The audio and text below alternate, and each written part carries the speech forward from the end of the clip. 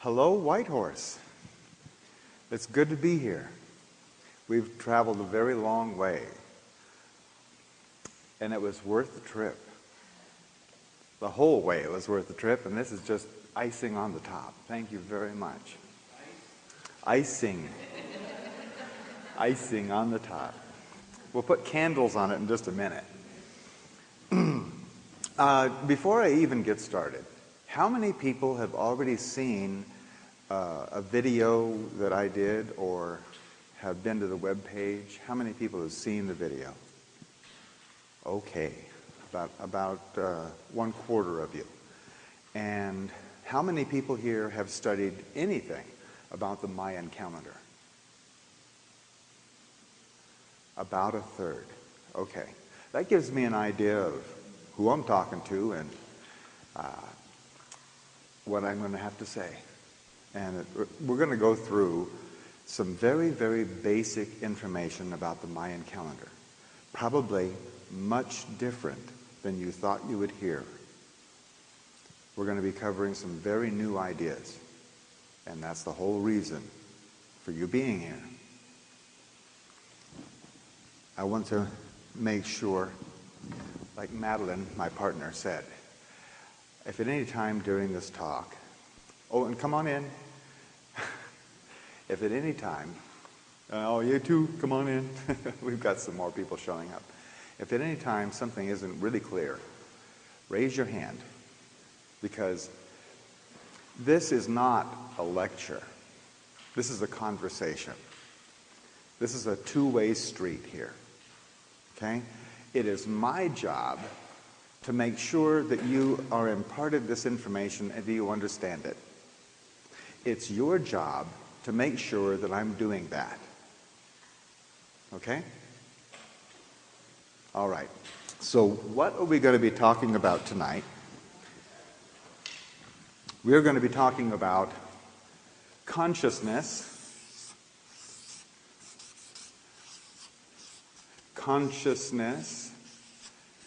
and calendars.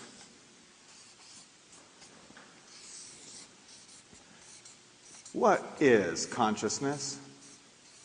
There sure has been a lot of people who have studied it, huh? Probably most of you have studied consciousness for a while, or you wouldn't be interested in new things like this. So many people come up with a different definition for consciousness in their studies. And it's really useful for us all to have an agreement when we get started here of what consciousness is. And one that I've found works really well, and I'll just throw it out as an idea, is that consciousness is the awareness of being aware. Whenever you've noticed yourself noticing something, you have been experiencing your own consciousness. Most of the time we just go about using it, you know, avoiding other cars on the road, you know, actually opening the screen door rather than walking into it, that kind of thing. That's using your consciousness. But when you notice yourself noticing something, you are experiencing your consciousness. Does that make sense? That fits? Okay. All right. Consciousness, then, would be the awareness of being aware. And then calendars. What is a calendar? This is stuff that you didn't get talked about in school very much. But a calendar is the absolute dead center of any civilization. It is the pinpoint center of any civilization. It's calendar. Why? Because absolutely everything in that civilization revolves around its calendar. Due dates, bill dates, when you're supposed to be at work, when you're supposed to go into grammar school, when you're supposed to graduate, how old you are. All of those things are relative to the calendar, including the evaluation of your performance. How many widgets can you produce by Wednesday? That's how valuable you are. It's all related to the calendar. A calendar is an agreement of a society or a civilization of what day it is or what time it is. And that is the absolute dead center of any civilization's consciousness. Your consciousness of what has come before or what will come in the future is all related to our calendar. Can you see how pivotal that is? In fact, it's a funny thing about consciousness. Consciousness always has a location. It looks sort of like this. Here's a pinpoint here. More like a target that represents your consciousness. Your consciousness is oriented by two considerations. A consideration is a decision on how things are. Okay? These considerations, one of them is time, and the other is place. Time and place is the orientation of your consciousness. It's actually working right here and right now. Some time ago, you had the consideration that you would be at this talk. And ever since, you have been handling things that came up and your own considerations to where you would be in this place. This time and this place. It's been that way throughout your whole life. Time and place, time and place, time and place. So here you are, in this time and place. Welcome. As a matter of fact, you've probably noticed that different places have a different orientation to their consciousness. How many people have been to Vancouver? Okay. Does Vancouver have a different consciousness than Whitehorse? Yes. And when you were in school, you studied about different times, didn't you? And somebody in the 15th century, for instance, would have a different consciousness than you would, wouldn't they? There are things that wouldn't quite fit in their consciousness that you're using every single day. And there are certain things that they had to do every single day, like carrying water, for instance, that wouldn't fit so comfortably in your consciousness, would it? So different times have a different orientation of consciousness, as well as different places. But this orientation, this time and place, what this is, this operation, is it's actually establishing a thing called your viewpoint. Your viewpoint. This is your point from which you view the universe.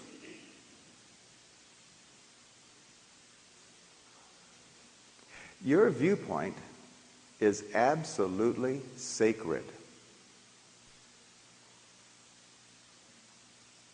For one simple reason.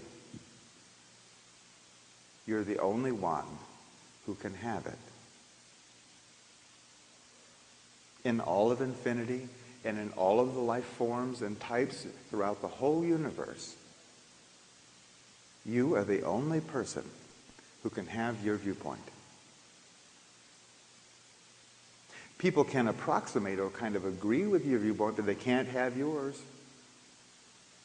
As a matter of fact, you probably already noticed you can't even give yours away.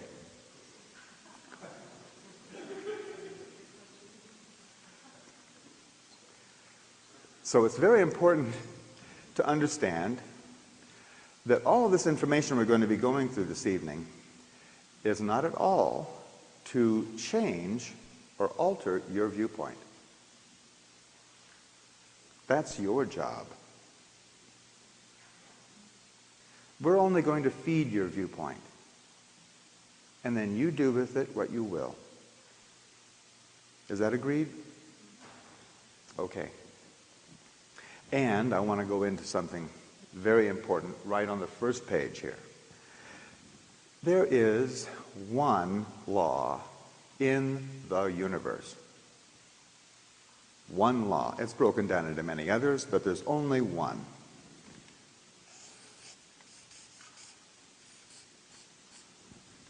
One law. What that law is what you pay attention to is what you become conscious of. It doesn't matter if you're just a little kid with 3 ants on a stick, and that's what you're paying attention to. Or if you're some multi-dimensional being looking over 5 universes. What you pay attention to is what you become conscious of. Always. And people talk about free will. You know, where's my free will? There is only really one exercise of your free will, too. That's your choice of what you're going to pay attention to. Always, it's your choice. I had one lady say, but I don't want to pay attention to pain, you know. I wouldn't choose that. Well, have you noticed that some people can stand more pain than others? Some people go right on with a sprained ankle, and other people can't hobble another foot. Have you noticed that? Have you? Yeah. And sometimes you even can put up with more than other times, right? What is that? Sometimes you're paying more attention to the pain. Sometimes you're paying more attention to other stuff. And whose choice was it? So in all circumstances, your free will boils down to what you choose to pay attention to. Now we're ready.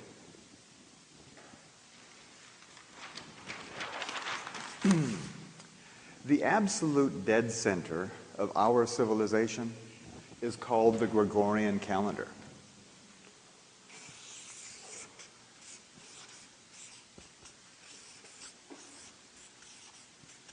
Gregorian calendar. It was actually put into place in 1582 by a guy named Pope Gregory. 1582 was called Year of Our Lord. Remember those old-time movies? You know, with the pirates and the crier comes through town and he's crying out, you know, this year, that year, year of our Lord. Okay.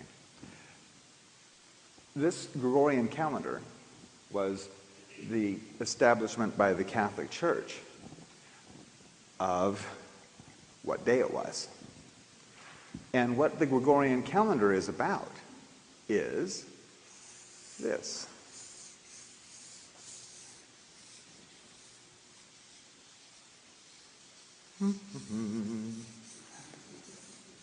I like this part.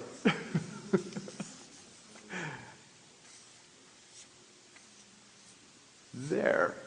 That's our sun. Okay? And around our sun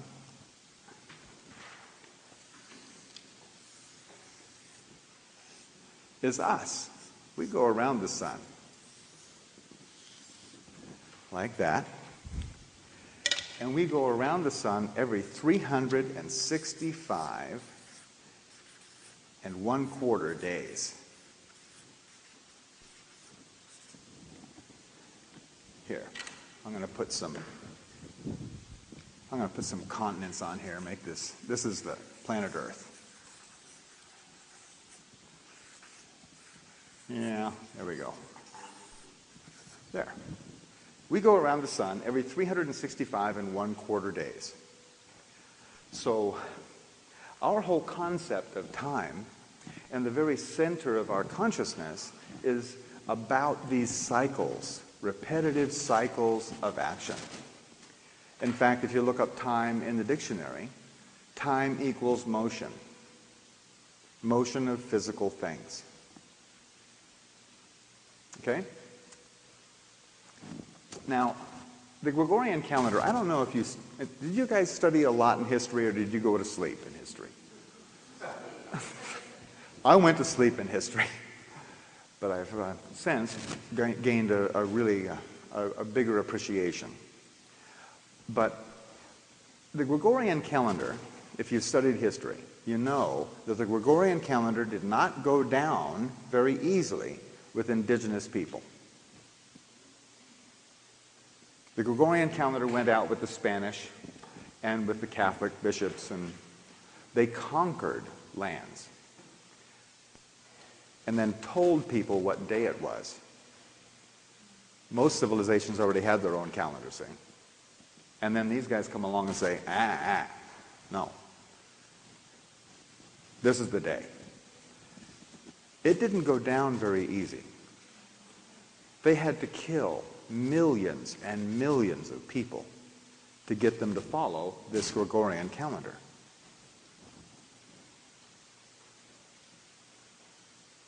And what this Gregorian calendar was all about was the physical measurement of our orbit. And it turns out that this is a very, very insidious tool.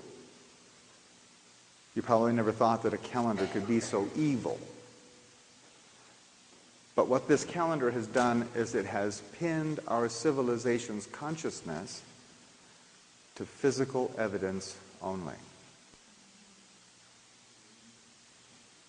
The absolute dead center of our civilization is focused on only physical evidence. The measurement of physical objects moving through space. That's why it's not Year of Our Lord anymore.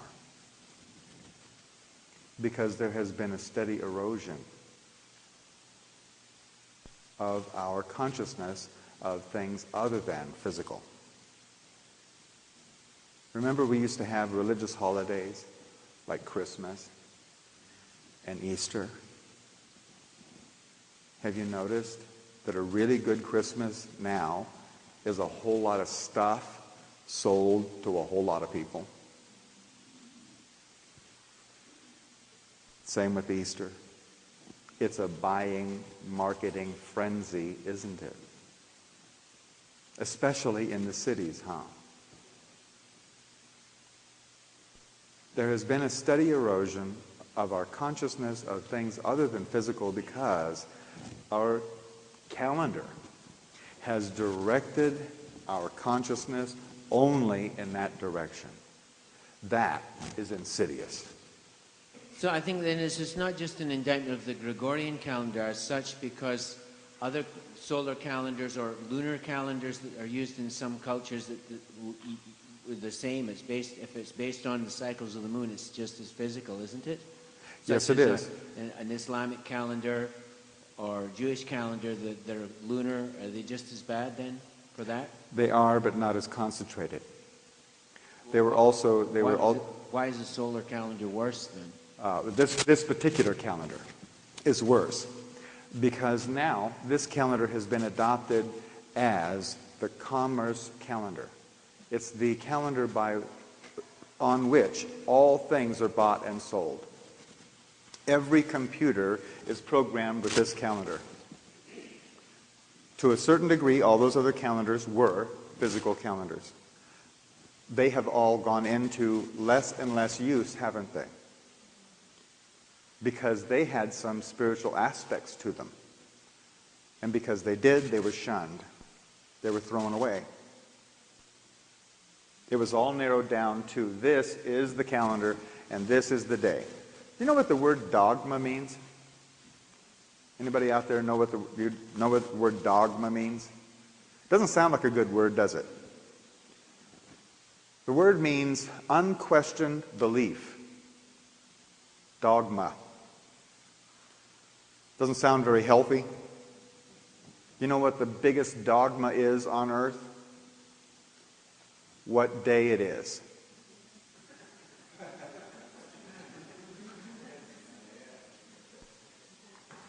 Nobody even questions it. And if they should, that person's crazy.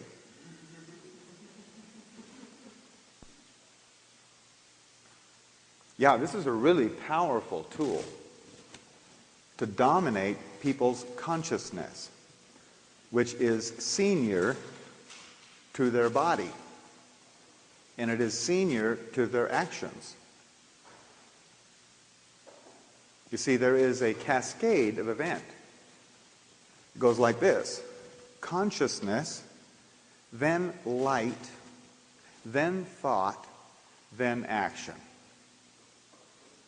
Consciousness first, then light, then thought, then the event.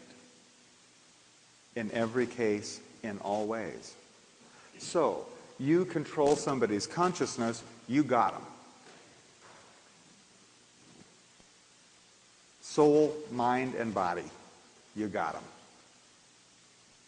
So, here we are, all of us, from birth, including our parents and our grandparents from birth, all of us have been brainwashed with this focus. Every one of us, me too, every one of us has been brainwashed. Welcome to the rinse cycle.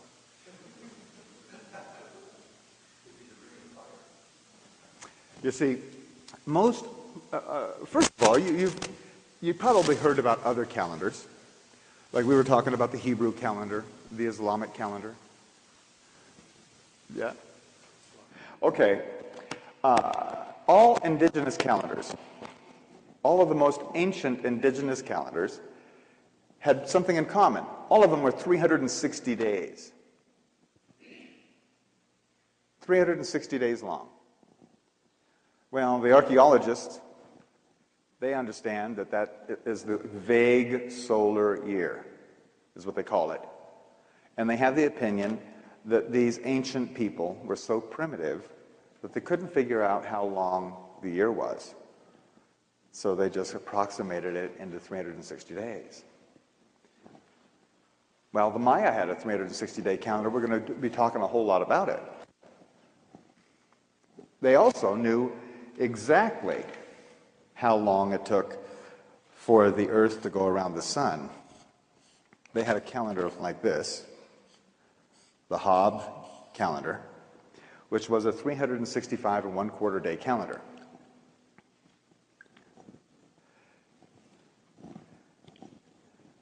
All these ancient civilizations had 360-day calendars. Maybe they were looking at something other than this motion of Earth around the sun. Maybe they were paying attention to something other than physical evidence. It's possible. We'll take a look.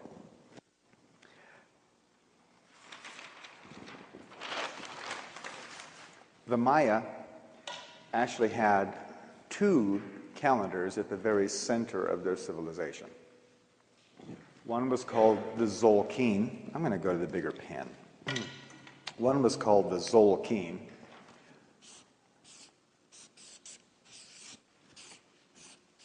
Spelt like that. This means count, and this means day. So this whole thing means count of days.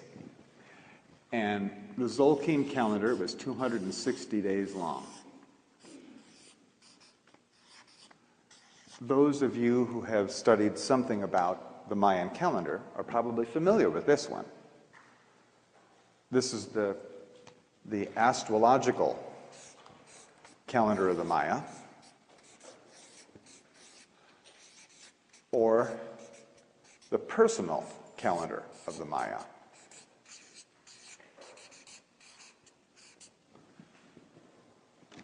Now, who knows about the astrology part of the calendar? Anybody out there? Oh, okay.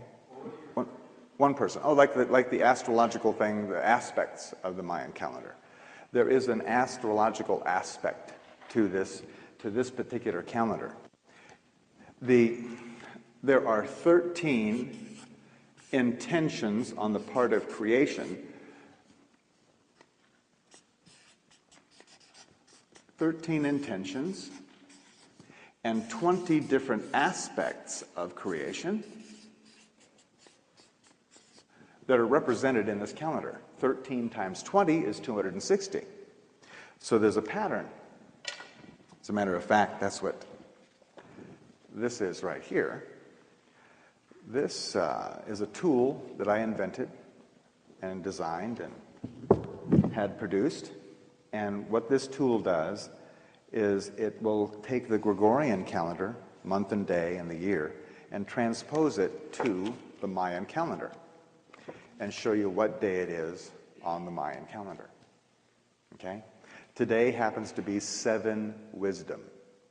7 is one of the intentions. 7 means alignment with divine will or ethics. And the aspect of creation is wisdom today.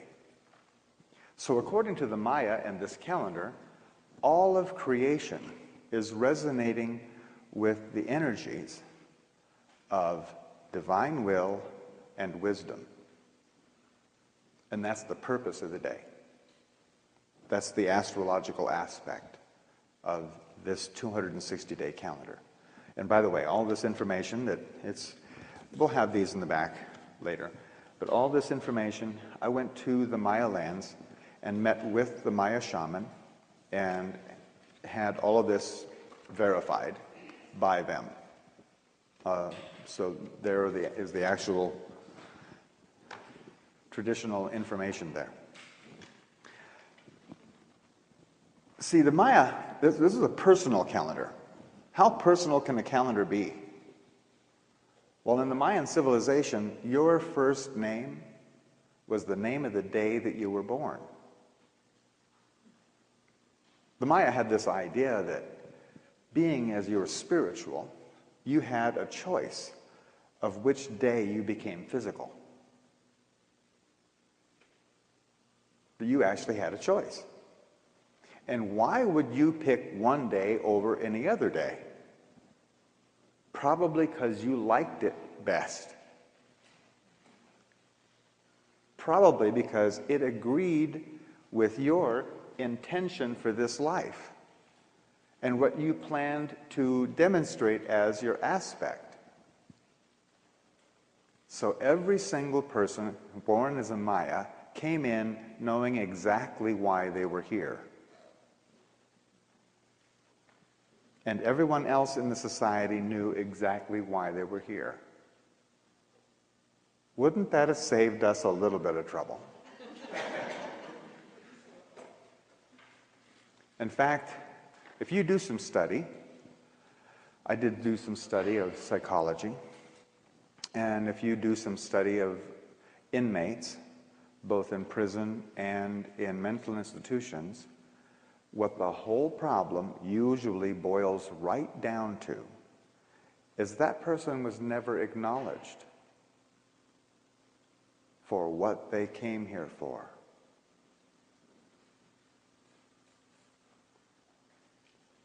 In a lot of cases, they were blamed, or something was, the reason you're here is to make me miserable, that kind of thing. What they didn't get was acknowledged for why they chose to be here. The Mayan civilization ran very successfully for 5,000 years with this information, all the way up until the Catholic Church showed up and completely destroyed their civilization. The Maya are still there, by the way. There's over 8 million Maya who are living in Guatemala and the Yucatan Peninsula in Mexico. 8 million. They're not extinct. Not a lot of them follow their ancient traditions anymore, but some do. Then there's another calendar, another Mayan calendar. This calendar was celebrated every single day, every morning. There was celebrations. Yeah. Question. Yeah. Microphone, please. You just made a statement. I don't think so. Oh, there it goes. You just made a statement about 5,000 years. Yes. What are you basing that on? What kind of statement is that? What is that? The 5,000 years? Yeah. It was from the pre-classic, and then the classic period, and then the civilization crashed, and then it went on into the post-classic period. So it was the blending of the Olmec and the Maya.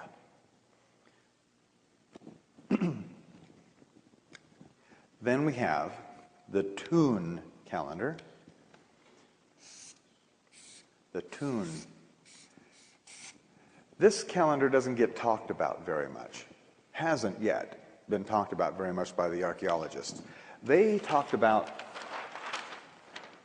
when you hear about the archaeologists talk about the Mayan calendar, they usually, or the Aztec calendar, they're actually talking about this Hob calendar. It's the one that they understood. This calendar was used for one purpose and one purpose only: taxes. It was the bookkeeping calendar of the Maya. They were an agrarian society, and when could they pay their taxes? When the crops came in. So this calendar was used by the city-states for administration purposes. These two calendars, this was celebrated every day by every person, and this calendar was known as the divine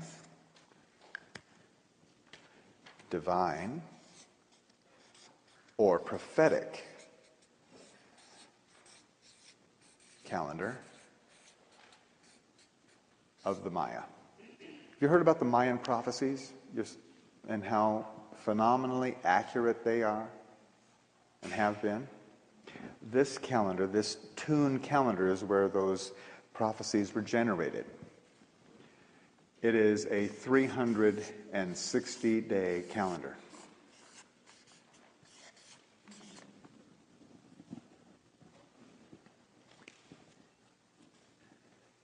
We'll be talking mostly about this calendar.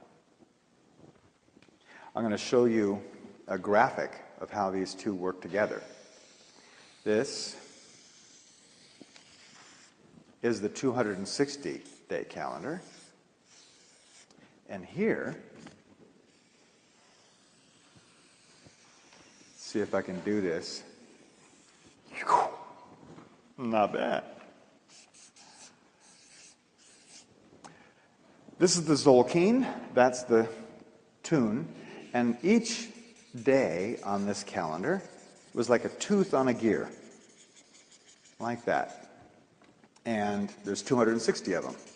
And then over here, there's 360 days on that calendar. As this calendar turns in this direction, like that, it, in turn, revolves this calendar in large cycles. This one just goes around and around and around, and this one goes around in 360-day increments. Every 52 revolutions of this calendar, these two teeth match back up. It was a very special time in the Mayan civilization. To show you how seriously they took all of this, every 52 tune, they would have a celebration, a big celebration, wherein the night before, they would put out every fire and every spark in their whole entire civilization. Every bit of fire was extinguished and was relit at the temples the next morning, and then distributed by the priests to the people and by runners to the villages. And they spread fire throughout their whole civilization once again. All debts were absolved, and they started all over. That's a big commitment, don't you think? Can you imagine purposefully blacking out all the electricity throughout our entire civilization? I mean all the batteries too. No embers. Completely turning off all the electricity because of an event on your calendar. Can you imagine that? Not our civilization. We're looking at something completely differently, aren't we?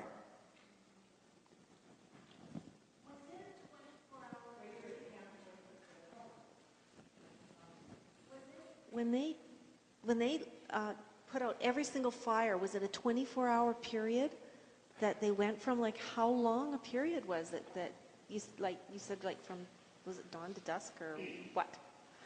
Yeah. It was put out at night and then started the next morning. All of them every fire was extinguished from like noon on. They put out all the fires, so that night there was no fire. Okay? By the way, an interesting point that I'll touch on it now. We may cover it a little bit more in depth later. The Maya divided each day into 13 hours, not 24 hours. 13 hours. And then they divided those 13 hours, notice 13 intentions. Then they divided the 13 hours into what we would call minutes. Then they divided those 13 minutes into what we would call seconds. And then they divided those 13 seconds by 13, and that by 13, and that by 13, and that by 13, and 13, and 13, and 13, to where every single moment was individually divided by 13. Infinitely. That was their understanding. So, this was very, very central to the Mayans' understanding. Note, there are no planets or moons or anything going around our sun every 260 days. There are no planets or moons or any objects going around every 360 days either. Although I guess it's a coincidence that every planet and every galaxy throughout the whole universe, all of them spin in 360 degrees.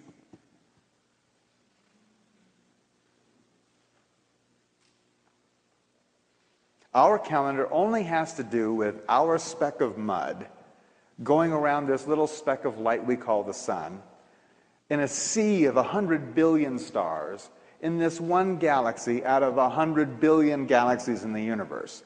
So how big is our calendar?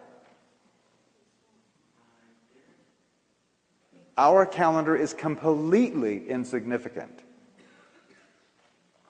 On the other hand, these guys were looking at something a lot bigger. Now, there's a fella by the name of Carl Johan Kalaman. He's a Swedish microbiologist. For 30 years, he's worked in laboratories, looking through microscopes at smaller and smaller particles or parts of life. Okay, very exacting, meticulous work. Most of his work had to do with entomology, with pollution and its effects on the cell and how it causes diseases. That's most of his work. And he was inspired by a visit down to the Maya lands to start studying the Mayan calendar. He took it up as a hobby to begin with, but he started studying it with his clinical techniques to find out what he could prove about the calendar rather than what he thought or conjectured about the calendar, which is what's all been going on so far. All the archaeologists have their own idea, and they kind of match up with other people's ideas about what this was all about. Mr. Coleman took a different route. I myself am an artist, a sculptor. I'm not an archaeologist or didn't even go to school much. I'm an artist, and I was approaching the calendar from more of a heart space or intuitive space. And when I came up with this, Coleman saw it in Sweden, and he sent me this. And we eventually met in Cancun. And when we put our two informations together, the product is this talk. Okay? What Coleman found is what these guys were timing. They certainly weren't timing any physical cycles of things in our solar system. What were they timing?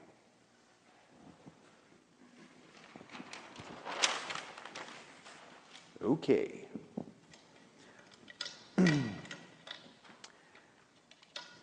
There's a stone in a place called Koba. I hope you can see this. Maybe you can focus in with the camera on this, so at least it's on the video. This is only one side of the stone. It actually goes over and down like this. It's big. This thing stands 12 feet high out of the ground. I don't know how much it goes into the ground, but it's 12 feet high. It's over 7 feet wide. It's that thick. Big rock. The archaeologists found it in the late 40s, laying face down in the jungle. And when they stood it up, it had all these carvings all over it, all these Mayan dates, and a king who stands right here. But all of these dates have to do with the Tune calendar. It's numbers of those cycles, okay? Numbers of times those cycles have happened. And it's big, big numbers. We'll be talking about it in a minute. When the stone was first stood up, the archaeologists did a rubbing, a charcoal rubbing. And it's a good thing they did, because when the stone dried out from having laid in the jungle for so long, it just, you can't read it now. Madeline and I have been there. We stood right by the stone. I kissed the stone. I really did. And you can't read anything on it. In fact, when it was first rubbed, the archaeologists didn't know what it meant either. But since, we have then translated the writing. And now we can read it with the aid of computers. You can read it just like a newspaper. And what that stone says is the structure of the Mayan calendar. The Mayan calendar is in 9 different levels. Okay, does that look like a pyramid to you? That's good. That's why all those pyramids down there are all 9 levels. Because those big structures that the Maya built out of stone were ceremonial centers to approximate or to show people the progression up this ladder or up these steps. I'm going to write bigger. It also shows that each one of these levels is subdivided into 13 individual sections.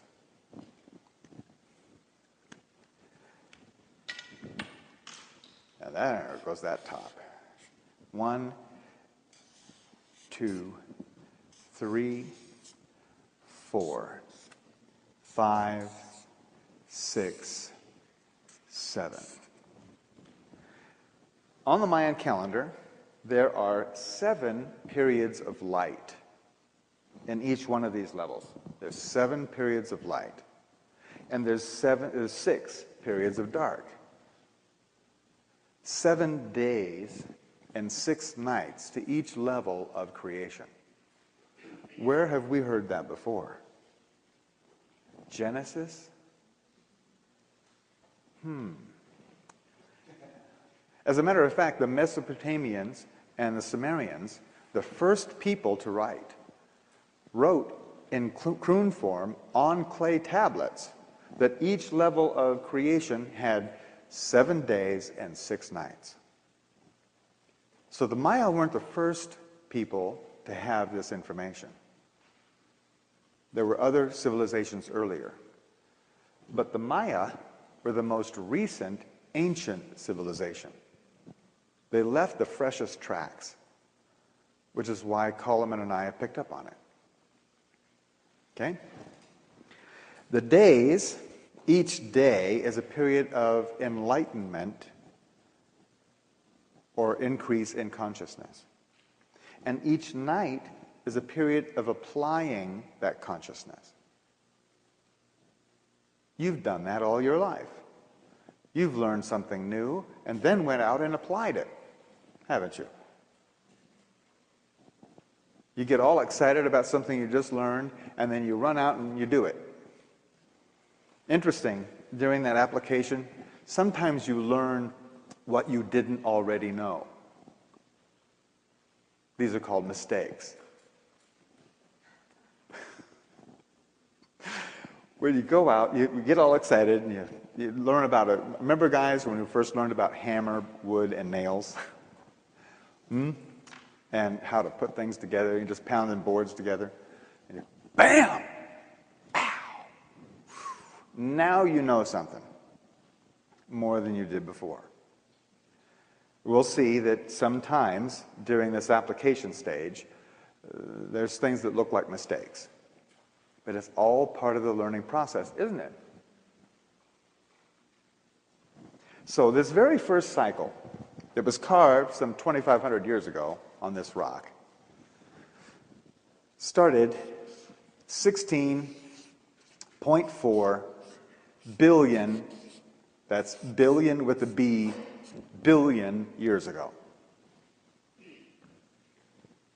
This is why this information hasn't been studied by the archaeologists.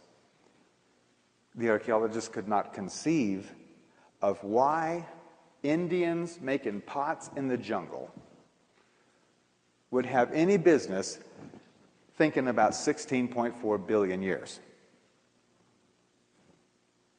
So they just put it on the shelf and nobody else looked at it until Coleman came along. In fact, when this stone was unearthed, the astronomers, you know, the guys that was looking out into the galaxies, they had postulated that the universe, the Big Bang, happened somewhere between 20 and 10 billion years ago. And then later, as we got better and better telescopes, we could see further out into it. And then they went, well, no, it wasn't 20, it was like 12 billion years ago. And that was it. So this was impossible. Well, now we've updated Hubble, and we've found that there are things out there 14.5 billion years old. I bet you that in the next few years, we're going to find out that the Maya had it right on. That the Big Bang happened 16.4 billion of our years ago. Understand that this is an exact number of tunes of 360-day cycles, but when you work it to our year, it gets to a fraction. Okay.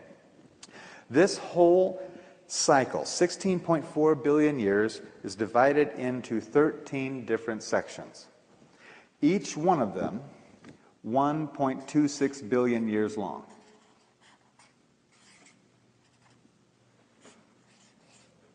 So a day in this cycle was 1.25 billion years.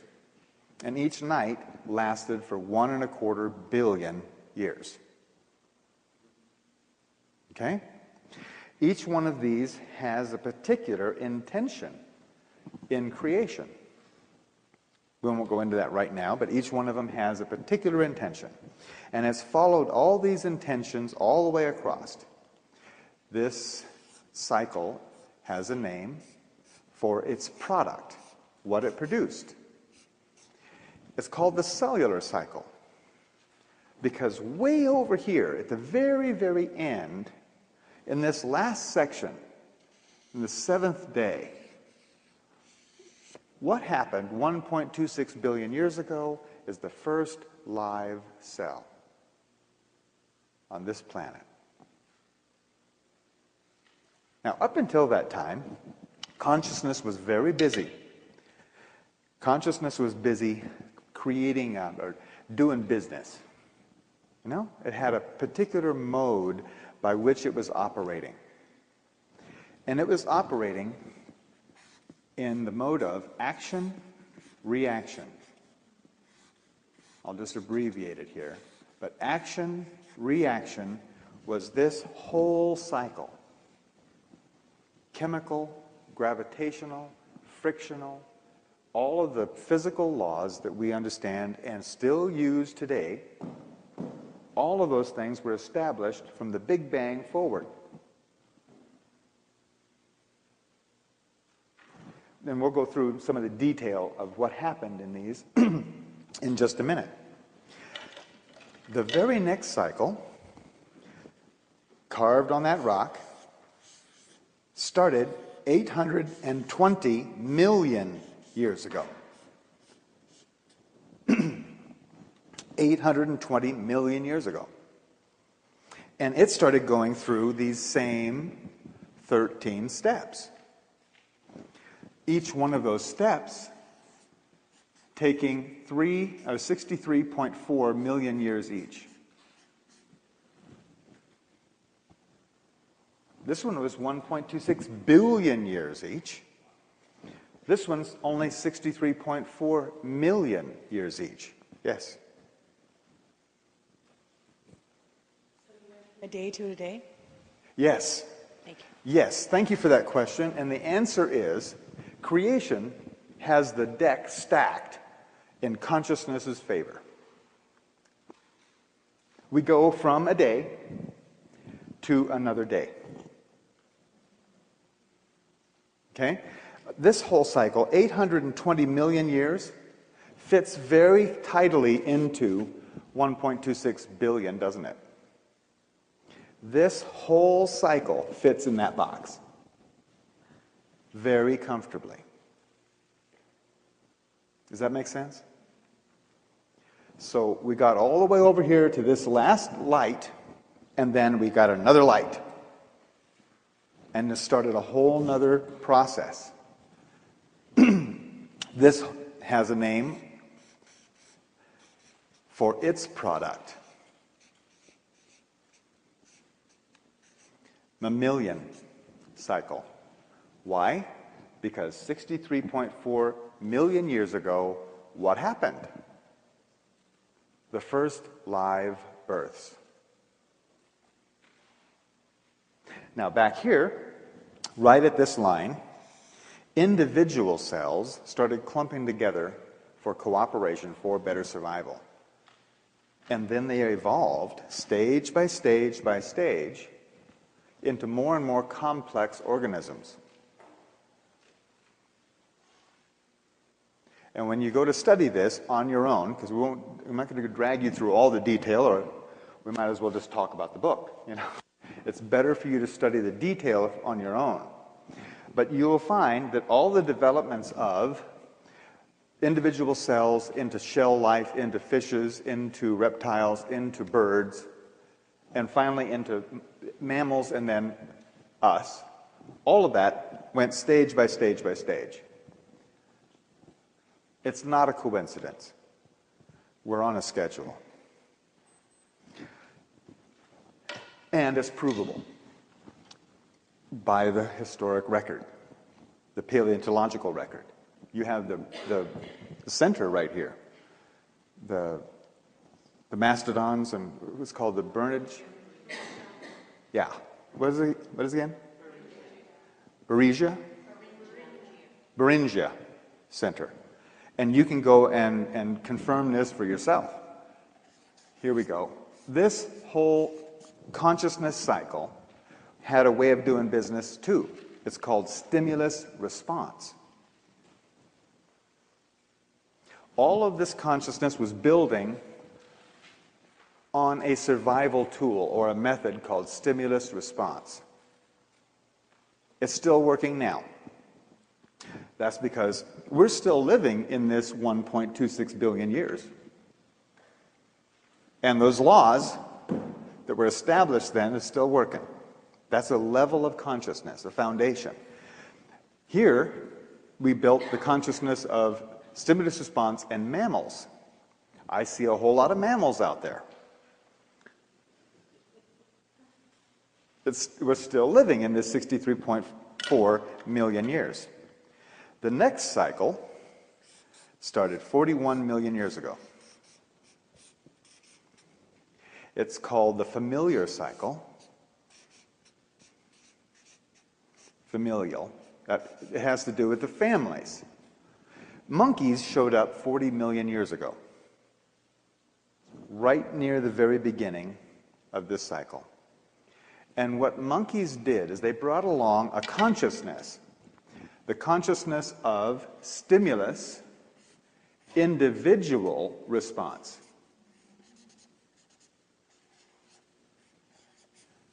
Individual response. Down here we had hives and nests and swarms and schools and herds and flocks. And you've seen enough wildlife to know if you startle them, the whole herd, boom, off like a shot, right? The whole school of fish, the whole pile of ants. It's all stimulus response, everybody goes. In this case, though, in these stages, each one of them 3.2 million years long, the monkeys and their ancestors and their ancestors and their ancestors built the concept of family. What's the difference between a family and a herd? The recognition of the individual. And it is definitely a survival tool. You're much more flexible as an individual, much more choice of how to survive rather than being one of the pack. Right now, I dare say, in our societies and world, there are a lot of people who would have you give up your individuality. Get in line, sit down, shut up, and become one of the pack. Don't do it.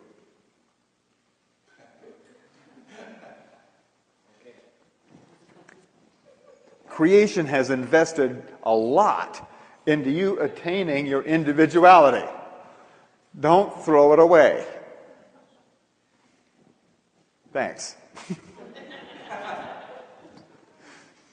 Okay, 2 million years ago, we started a new cycle. This is called the tribal cycle. Not so coincidentally, 2 million years ago, right at this line, Australopithecus showed up, the first tailless ape. A really distant ancestor of ours. But as we came through all these 13 stages, we went further and further toward Homo erectus and then Homo sapien, which showed up 160,000 years ago.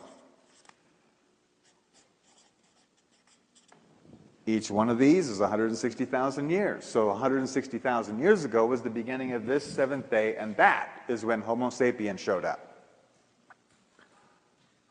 We are on a schedule. Now, this whole cycle was producing a certain kind of consciousness or a tool for survival, and that was similarities and differences. The mind. Here, we put down the tail and picked up the mind as a survival tool. The tail was a very useful survival tool down here. Down here, fangs and claws were good. But here, the tail, here, the mind. And the mind is a tool to look or notice the similarities and differences in things and in circumstances. Not to just react, but to decide. Okay? To decide. Much more powerful tool for survival. Then, 102,000 years ago, we started another cycle. The cultural cycle. This cultural cycle, had its own brand of consciousness. And this brand of consciousness was reasons.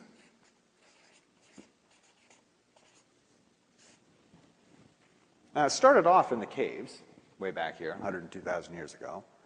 People huddled around the fire in front of the cave. And one guy, who eventually would become called the shaman, he came up with the reasons for things. He came up with the reason for rain, the reason for stars, the reason for the moon, the reason for fire. He had the reasons. If you really, really look at it, the basis of culture is shared reasons. Like an Islamic person, the reason he lives is for Allah. A Christian, he lives for Christ. That's his reason. The foundation of all cultures is shared reasons for things. And what happened here is these cycles, each one of these different divisions, each of them being almost, I'm rounding it up, but they're almost 8,000 years for each one of these days or nights. What happened way over here, 8,000 years ago, we developed agriculture. Agriculture.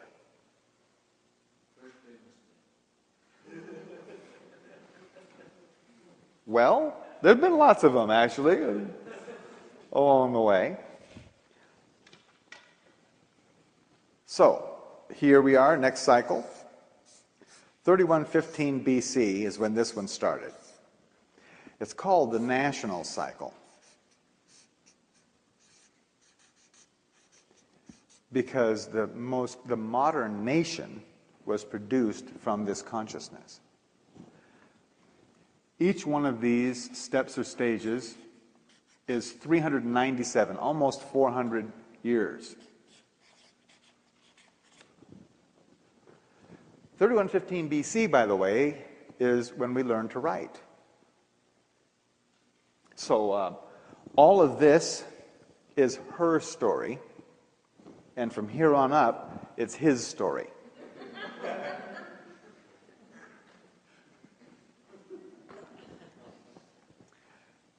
Also, right on this line, right on that line, is when King Minos of the Upper and Lower Nile cultures married the two cultures into the first nation called Egypt. Right there. And ever since then, there has been this evolution of the concept of nations, borders, tariffs, armies. Law. Law. This whole consciousness was about law. And if you have studied the Hebrew Bible, this 3115 BC date is awfully close to when the Hebrew Bible states Adam and Eve were kicked out of the Garden of Eden and into the consciousness of right and wrong, crime and punishment.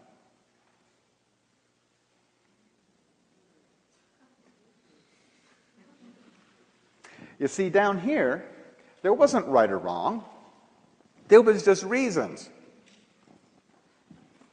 There was reasons for things. There were certainly consequences for your actions. They happened for reasons. But there wasn't a law. There wasn't some guy going to come and beat your head in. You know? It was natural happenstances and natural consequences rather than human-imposed sanctions.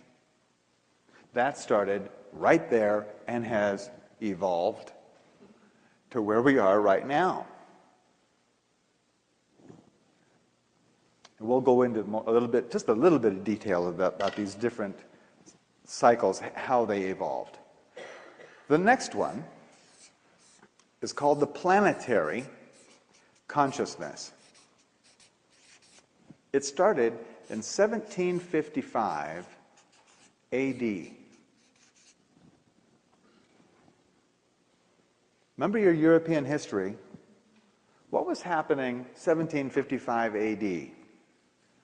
Ooh, the Industrial Revolution started in Europe. Each one of these days and nights were 19.7 of our years. Okay? Each one of these days and nights. And this whole consciousness cycle from 1755 up to today and into tomorrow is all about one thing: power. Raw, unmitigated power. This is when we started coming up with machines to do the work of men and animals. The water wheels, and then steam power, and then electrical power, and then internal combustion, and then nuclear, and it has evolved stage by stage by stage. We're on a schedule. This line right here, this line, the beginning of this seventh day, was 1992. What happened in 1992? www.com. The internet went up in 1992, manifesting a planetary consciousness. It is now a global consciousness. And it turned on right there at the very beginning of the seventh day. Either we've got a 16.4 billion year long string of coincidence, or we're on a schedule.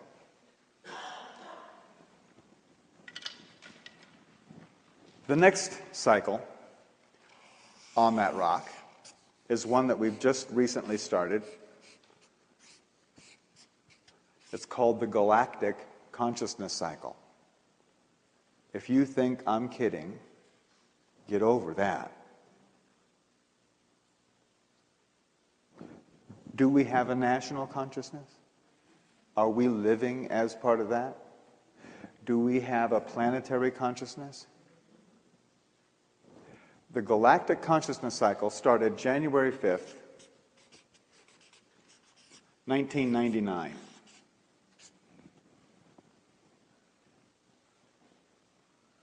And ever since then, we've been finding lots more out about our galaxy, haven't we? We're now finding other planets around other stars. We've now mapped our entire galaxy.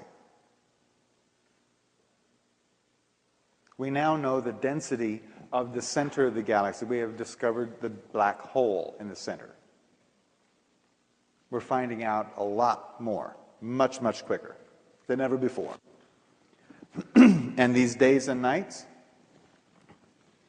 each day and each night lasts for 360 days.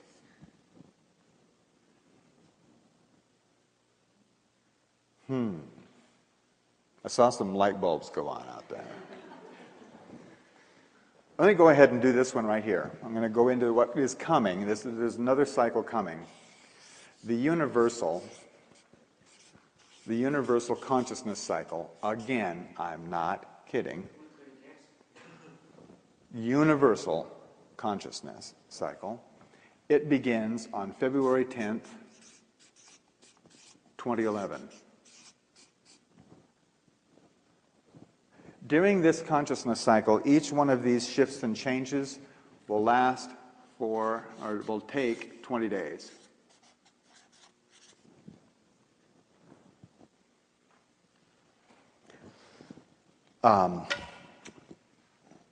This ethical, this galactic consciousness cycle started January 5th, 1999.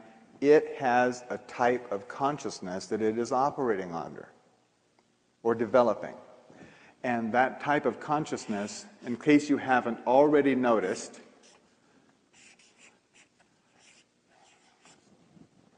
ethics. What is happening to the power elite corporations that are in power across this planet? What is happening to them right now? They're getting in hot water.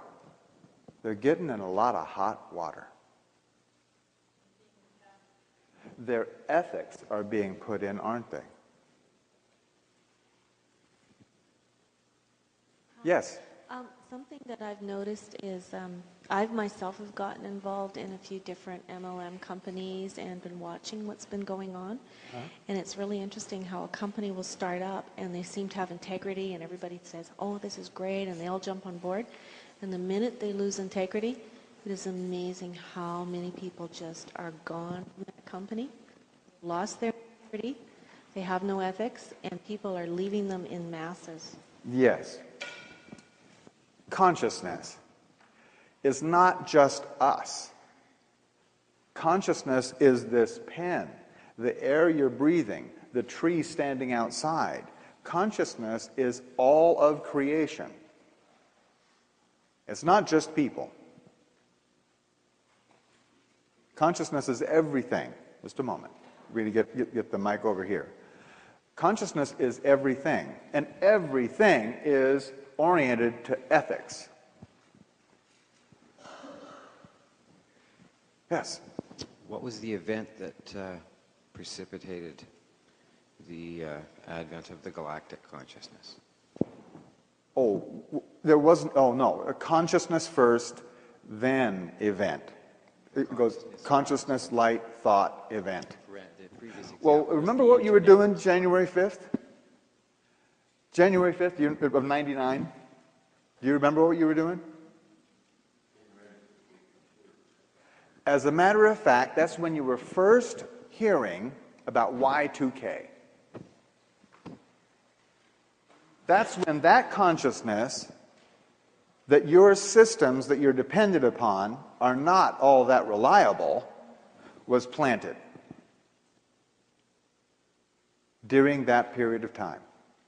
That consciousness that the power you rely on is not the end all of your existence, and that it could all go away in just a microsecond. That consciousness was January 5th, 1999, if you were looking for an event. Okay. And we've come further and further along. Right now, by the way, right now we're in this cycle. We're in the third night.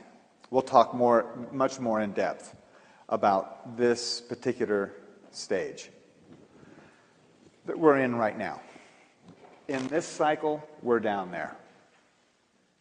Okay? This universal consciousness cycle will have its own purpose, and that purpose is conscious co-creation.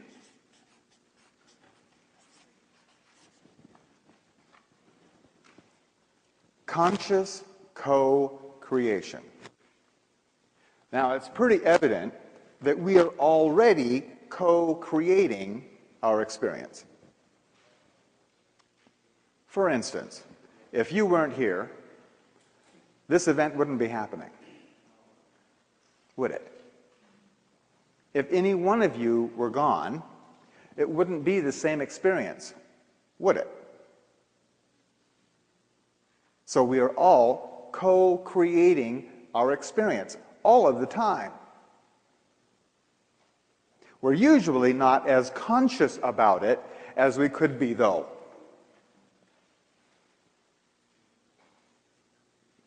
And where this is all leading is to our full ability to consciously co-create our experience. That's a big idea. And we're going to build some more groundwork on how that happens and how it can possibly happen.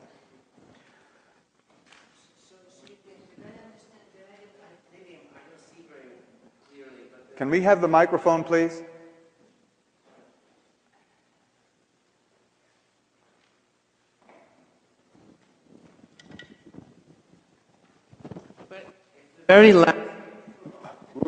If the very last level of the whole thing, it only runs part of a year.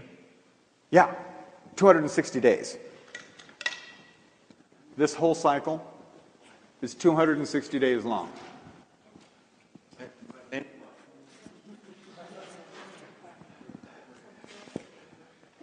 The question was, okay, after that 260 days, then what? You have to wait. We're going to get to that during this talk. We're going to get right to it. Okay? I promise. The whole Mayan calendar comes to a screeching halt. It ends completely on October 28th, 2011. Every one of these cycles comes to a boom stop on that day. You will know what happens and why, as best as we can be explained. But there's some explaining to do before we get there. Okay? Now, the way this works is, you've noticed that there's a constant acceleration here. Maybe some of you have noticed that time seems to be speeding up. Yes? Well, that's not exactly true. Time is not speeding up. Creation is. There's more and more event in less and less time than ever before. And it's going to keep on accelerating. And keep on accelerating. You want to have a very personal experience of how much change there is between here and here? You want to know?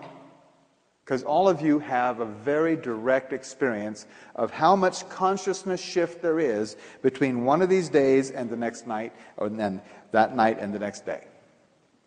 Every one of you were born during this period, during the end of this planetary cycle, when things were changing once every 19.7 years. You were born to a couple of really nice people called your parents. And up until you were 13, 15 years old, everything was going along just fine.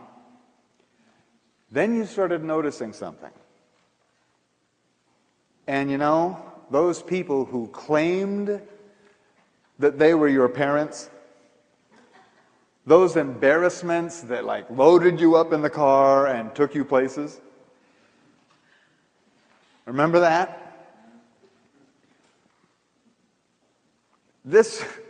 That difference of point of view. You knew for sure, and whether you did it politely or not so politely, you knew for sure that you were more capable of handling situations and new information than your parents ever could or ever would.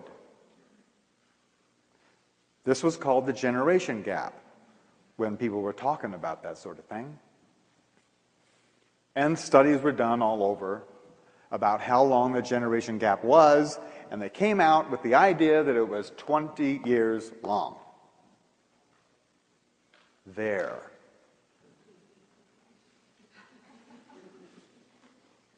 That's how much consciousness shift there is between one of these days and one of those nights. What used to happen in 19.7 years, the amount of change that happened in 19.7 years now happens every 360 days.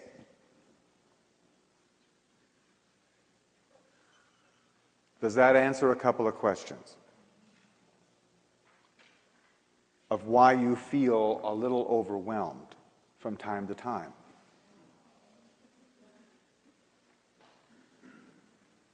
Get used to it. Or get over it. We are the Prozac nation. This is why we're going to talk in depth about that. The reason I said either get used to it or get over it is because here, what used to take almost a year, the same amount of change will be happening every 20 days.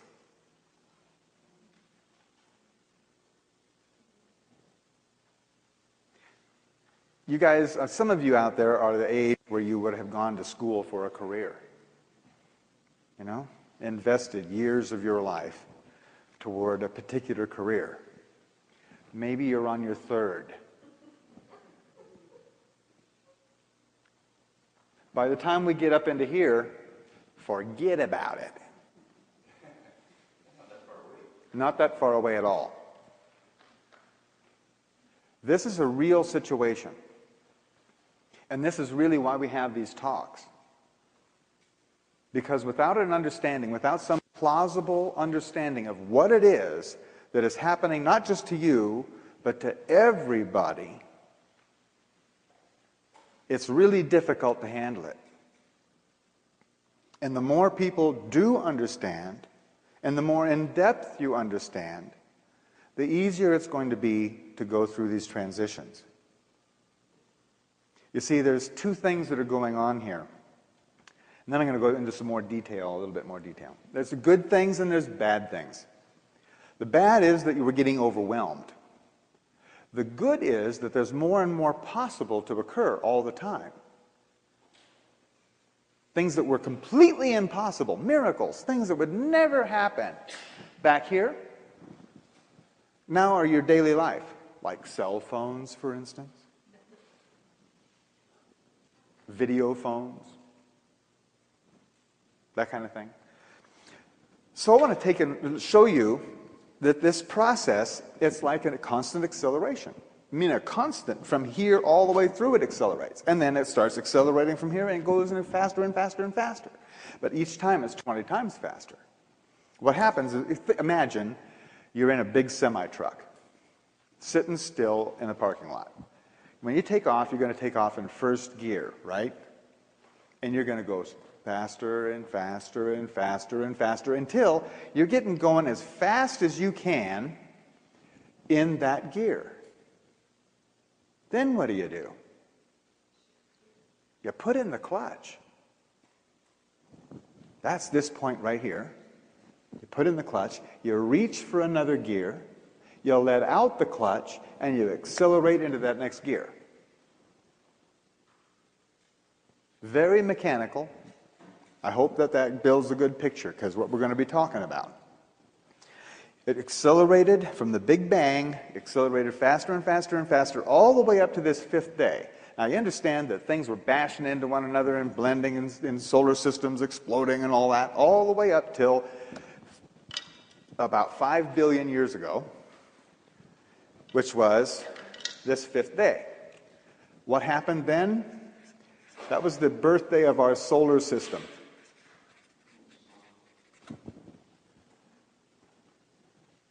In every one of these fifth days, it's the biggest opening for consciousness of the whole deal. It races up to that point, and then, wow! Okay? So it would go, go, go, go, all the way up till this period, and then the solar system was formed. That's a big event for all of us. Then, during this fifth night, that's when everything gets applied, right? What happened?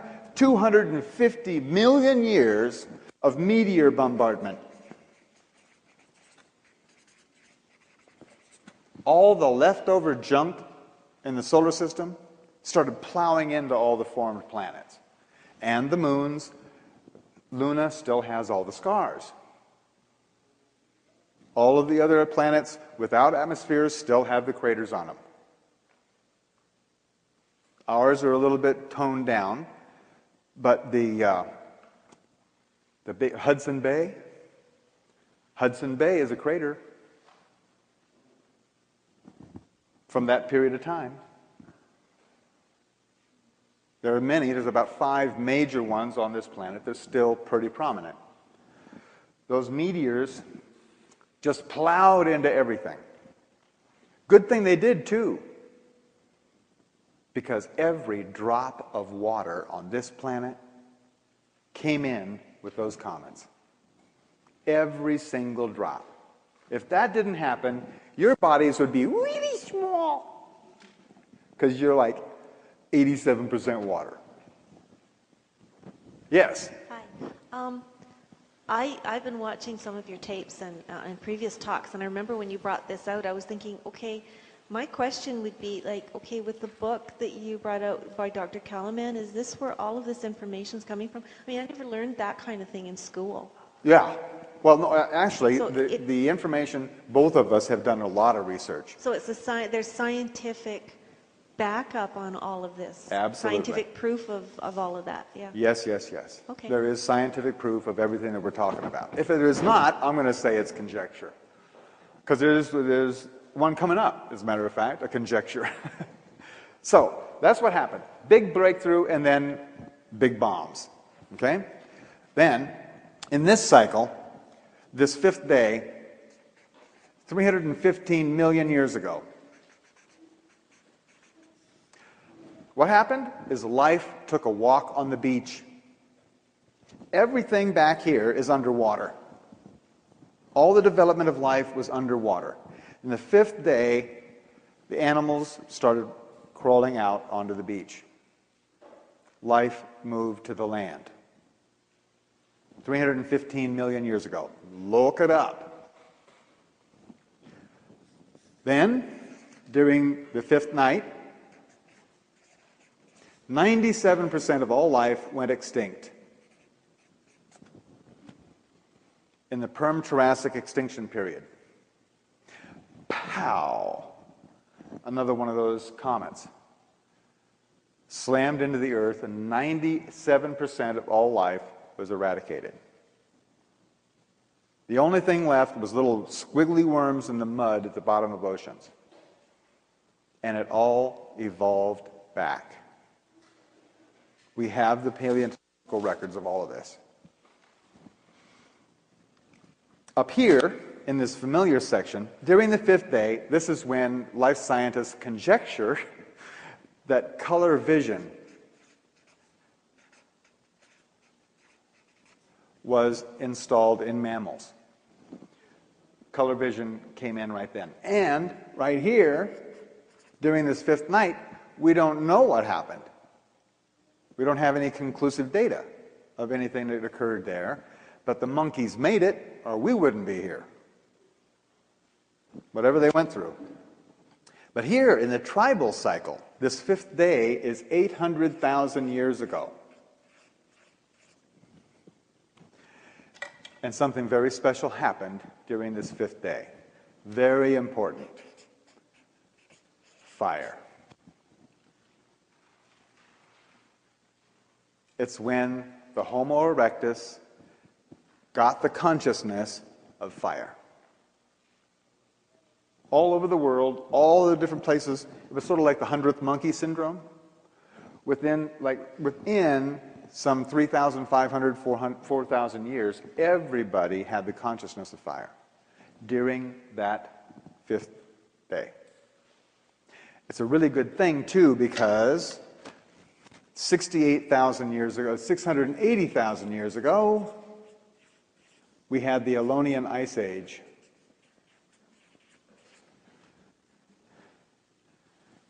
During the 5th night. What is consciousness doing here? It looks like we're getting supplied exactly what we need to go to the next step, doesn't it? Doesn't it? Okay, up here, 40,000 years ago, in the cultural cycle, was the development of art. Cave paintings, stone carvings, wood carvings, some of the petrified wood carvings they found. Art. There were tools way back here, but art. Art was very, very important because art was the consciousness of future. It was the first expression of future. You know, they didn't sit around the fire carving this effigy of a pregnant woman. You've seen that goddess, right? They didn't sit around carving that because somebody had become pregnant. They were doing it so that there would be pregnancies. They didn't stand there and paint on the walls what they had just done with the bison. They were stating that as a prayer. It was magic. It was shamanism. They were predicting their future. Why did a caveman wear a bear claw on his, or tiger's tooth or whatever? It wasn't so much a totem of what he had accomplished. It was so the next time he met a bear, he'd go, look at that. He was looking into the future, to use that power in the future for his survival. And that's what art was all about. It wasn't decorative. It was shamanic for the future. Then, 32,000 years ago, was the fifth night. And what happened 32,000 years ago? Neanderthal went extinct.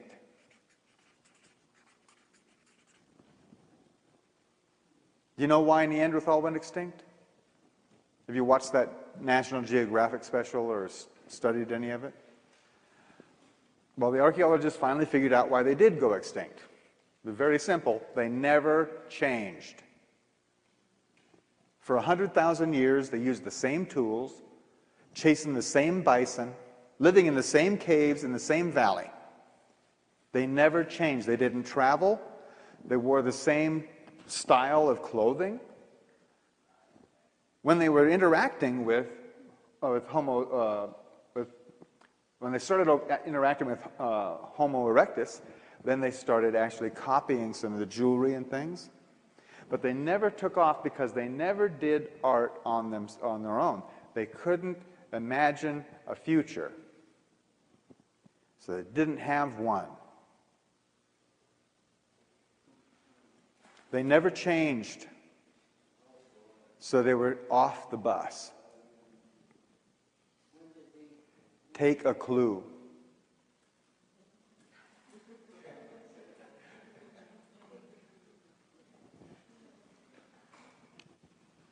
Okay. Back here in the national cycle, this date right here is 40 AD. This line is 40 AD. What was happening 40 AD? Who had just died? Jesus had just a little while before, yeah. But he was here and he had a certain message for everybody. And that message basically was, you're all divine. Every single one of you are the sons and daughters of God. And no one has any business getting in between you and him to do your speaking for you. No king, no priest, no governor, no one has any space between you and God. That was his basic message. And that message, remember these is 397 years, almost 400 years. Here we go. We'll draw it like that. During this period of time, the message of Christ, not him, but his message was spreading out all over the world. That consciousness was being spread over that 400 years. And right here, this time period, the fifth night, was started at 416. Actually, it started 413. In 416, Rome fell.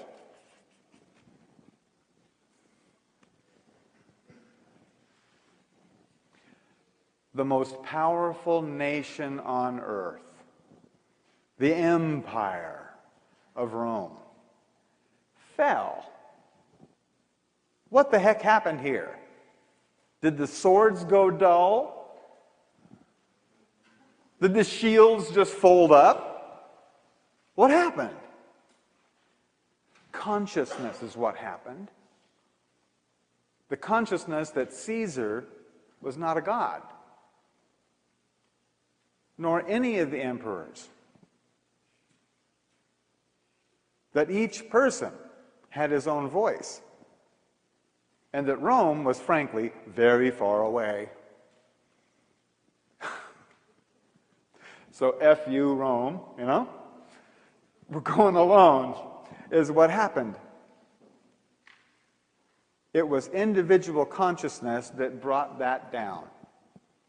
It was the recognition of this truth that destroyed that. It was the application of this information that undermined the authority of Rome.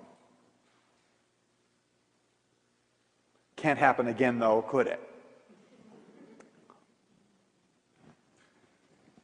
Not in our lifetimes. Okay, the power, or planetary cycle. This line right here, the fifth day, is 1913. What happened right then? E equals mc squared. Einstein's work was being published. And the general public and the scientific public were being apprised of this new understanding. Boy, there is the blueprint of our reality. That's a big opening for consciousness, huh? And then 1924, I mean right down the very center of that 20 years, 1924, Mr. Hubble discovered that we live in an infinite universe. Before that, you see, people thought that the Milky Way was all of creation. Mr. Hubble discovered that there are other galaxies and that they are accelerating away from us faster and faster, and that we live in an infinite universe. In an infinite universe, absolutely everything is possible. Isn't it? Nothing impossible in infinity. Now there's an opening for consciousness. Wide open. Okay, what do you do with that when you go to apply it? Well, that line right there is 1932. And we went and applied all that acceleration and understanding in an exercise we call World War II. World War II, where we blew off the atomic bomb.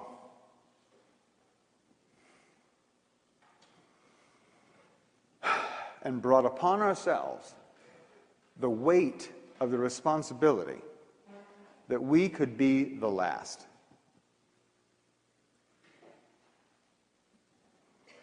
That's been a heavy weight. That's been part of your consciousness since you grew up. It's been a heavy weight. But I do want to point out something very important. As bad as all that waste and horror of World War II, it sure as hell wasn't 250 million years of meteor bombardment, was it? As a matter of fact, in World War II, 97% of all life did not go extinct, did it?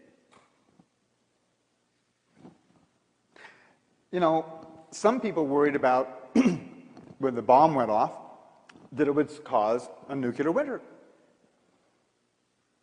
An ice age global-wide didn't happen. As much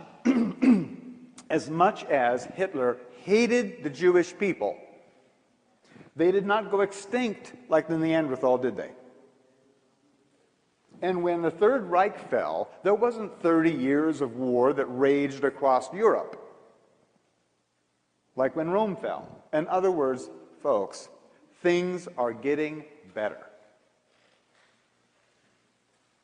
Dramatically better. Now, sure, our expectations have risen also.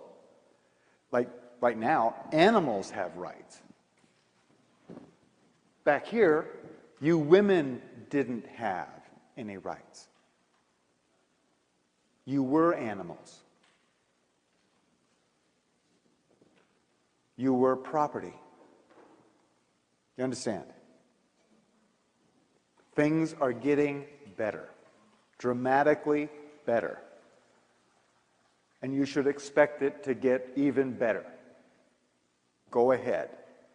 That little bit of dissatisfaction is worth it.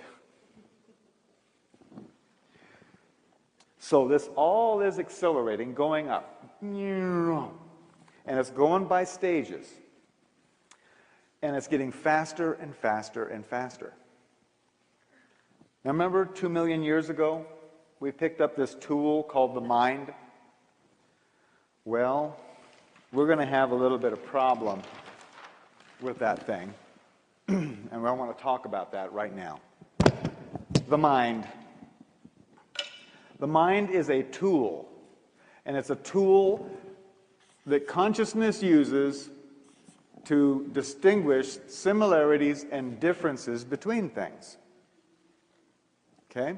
It is a tool, like a hammer or a saw.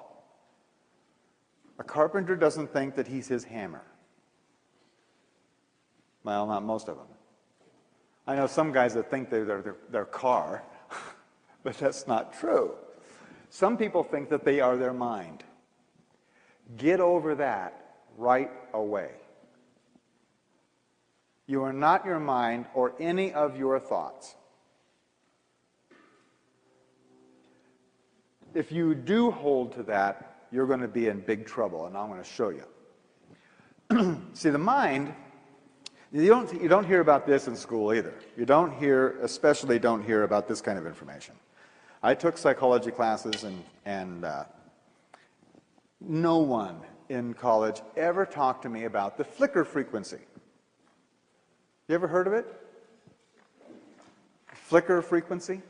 The reason you haven't heard of it is because this flicker frequency is very, very important in subliminal advertising, which of course you would never have experienced yourself. The mind works on a series of pictures. Well, special effects people know all about this. The flicker frequency. The flicker frequency is 24 frames per second.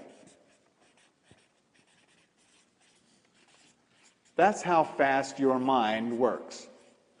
Your mind has a speed limit. Your mind can only think 24 thoughts in 1 second. It can only make this action 24 times per second. So it goes like a flip card strip. Here's a ball, and the ball's coming, and it's coming, and it's coming, and it bounces here, boom, and it looks like this. And then here it comes again, and it's going to bounce again. Right? That's how the mind actually works. Has anybody here been in an accident? Well, I don't want to bring up bad times, but something that was really dangerous. I mean, you could have died. And did you see time slow down when you were in that accident? Yeah? Okay. Anybody see it go to stop motion? That was serious. What you just witnessed, and for those, maybe some of you kind of have that, and maybe not.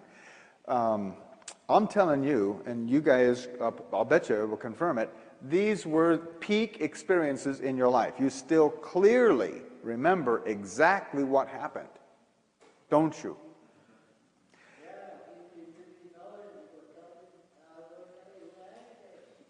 Oh, yeah. And the reason that was so powerful an experience is because it was a demonstration that you are not your mind. That your consciousness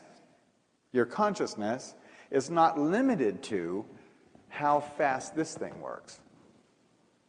Very powerful information. This flicker frequency, 24 frames per second, is as fast as your mind can work. The mind is a tool supposed to do a job of seeing the similarities and differences so that you can make decisions concerning your survival. Now, when the mind, which is a self-preservating mechanism, when the mind understands that it can't do its job or it's not adequately able to make good decisions about your future, it's got a built-in, evolved-in safety override. A safety override system. And it goes in stages. The first stage of that safety override is called stress. When your mind is not sure of what's coming, it sends your body a signal. This is your walk-away response. You're supposed to get up and walk away. Animals have this down really good. A dog will smell something weird and just get up and leave. Us, on the other hand, we have had parents and teachers and now employers who would not have us just get up and walk away, right? So, we have adapted to stress. As a matter of fact, stress is a character evaluation on you. How much stress can you handle? That's right. Because if you could handle more stress, you'd go further up the corporate ladder. That's really what the glass ceiling is on each person, is how much stress can you handle? I was just going to say that most disability companies no longer have stress as a reason for being away from work. You cannot get that coverage anymore. Right. As of 2 years ago.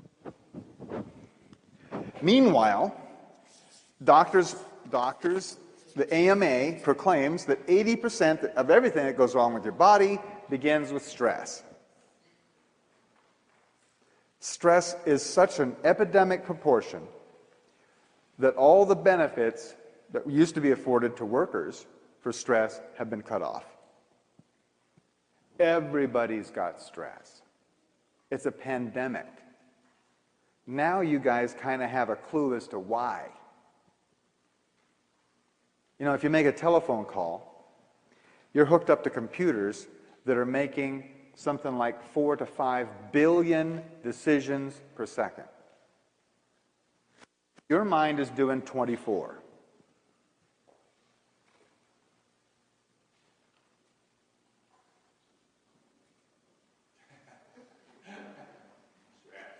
Consciousness is moving at least 5 billion decisions per second.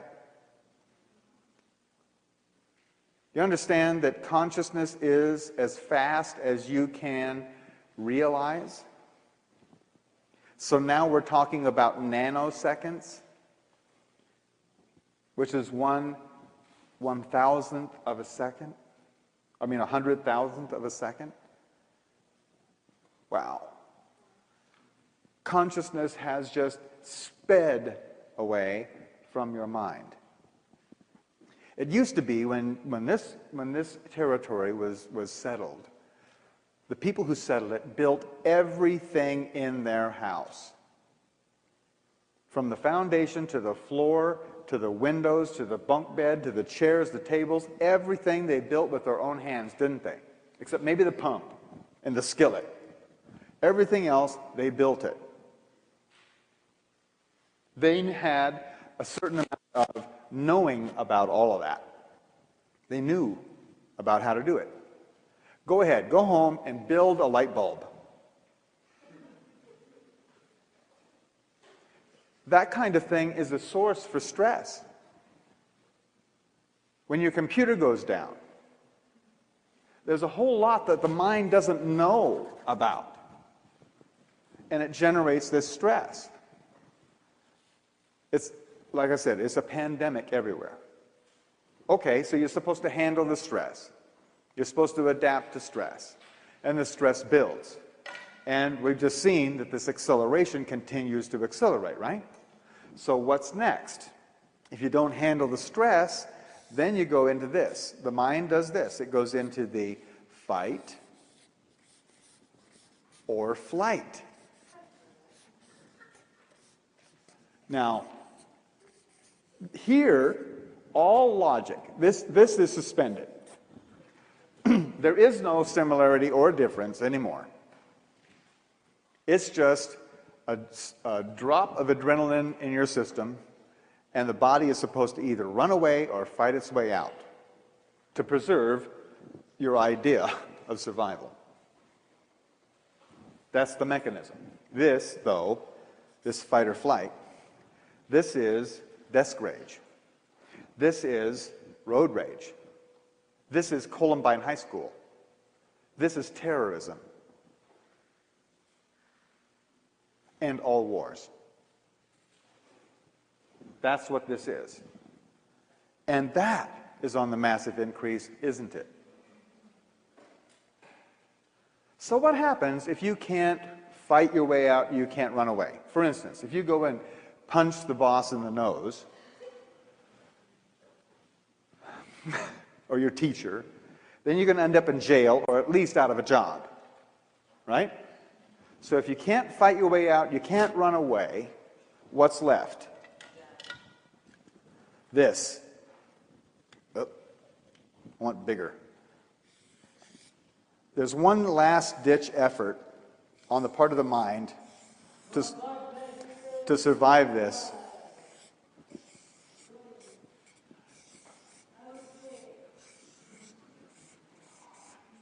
Unconsciousness. If you can't run away or fight your way out, unconscious. What are you supposed to do if a bear attacks you? You're supposed to play dead.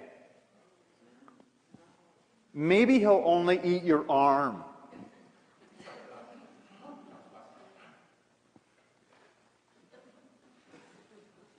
You've seen other animals use that technique, haven't you? Just, they get caught and they just turn over on their back, put their belly up in the air and their legs, and they play dead. It is a survival tactic. It just also happens to be the mother of all addictions and the father of all suicides. Basically, this is a denial of experience. And the Southern Belle don't faint dead away, thump. What happened here? No one clubbed this woman in the head. She just decided to deny the experience, didn't she? All addictions are a person's chosen method to remain unconscious. And it doesn't matter if it's alcohol, or if it's drugs, or if it's work, or gambling, or shopping, or sitcoms. All addictions are a chosen method to stay unconscious. And how many people do you know, yourself excluded,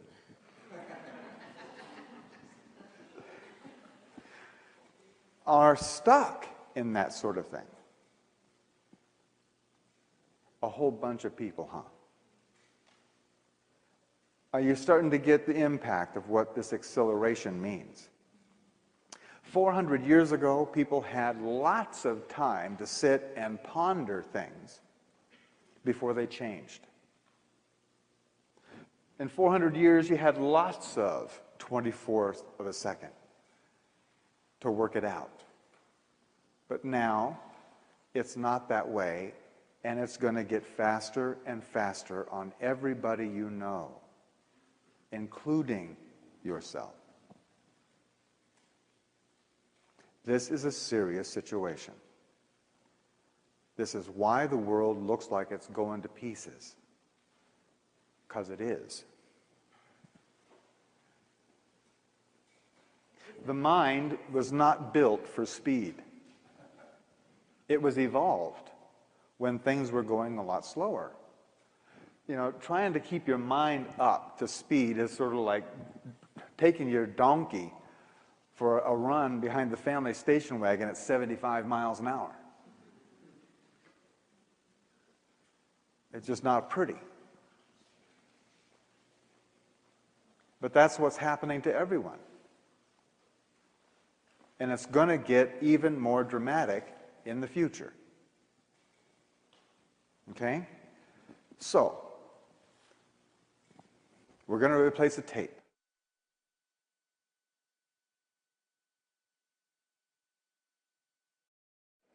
Did you all have a good break? Okay.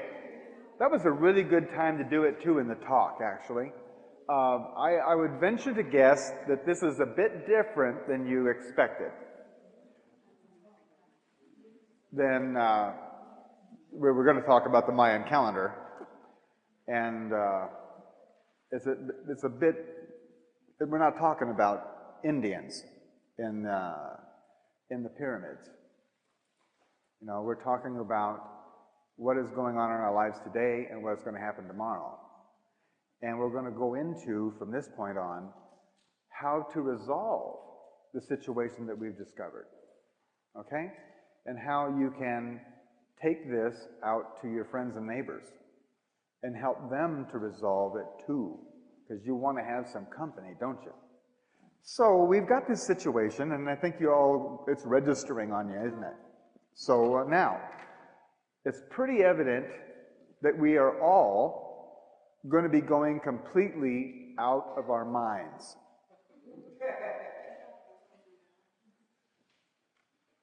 It's going to happen. So we might as well go ahead and look at what's out there, outside of your mind. What's out there is your intuition. What is outside of your own mind is your intuition, your own personal knowing, your own personal power.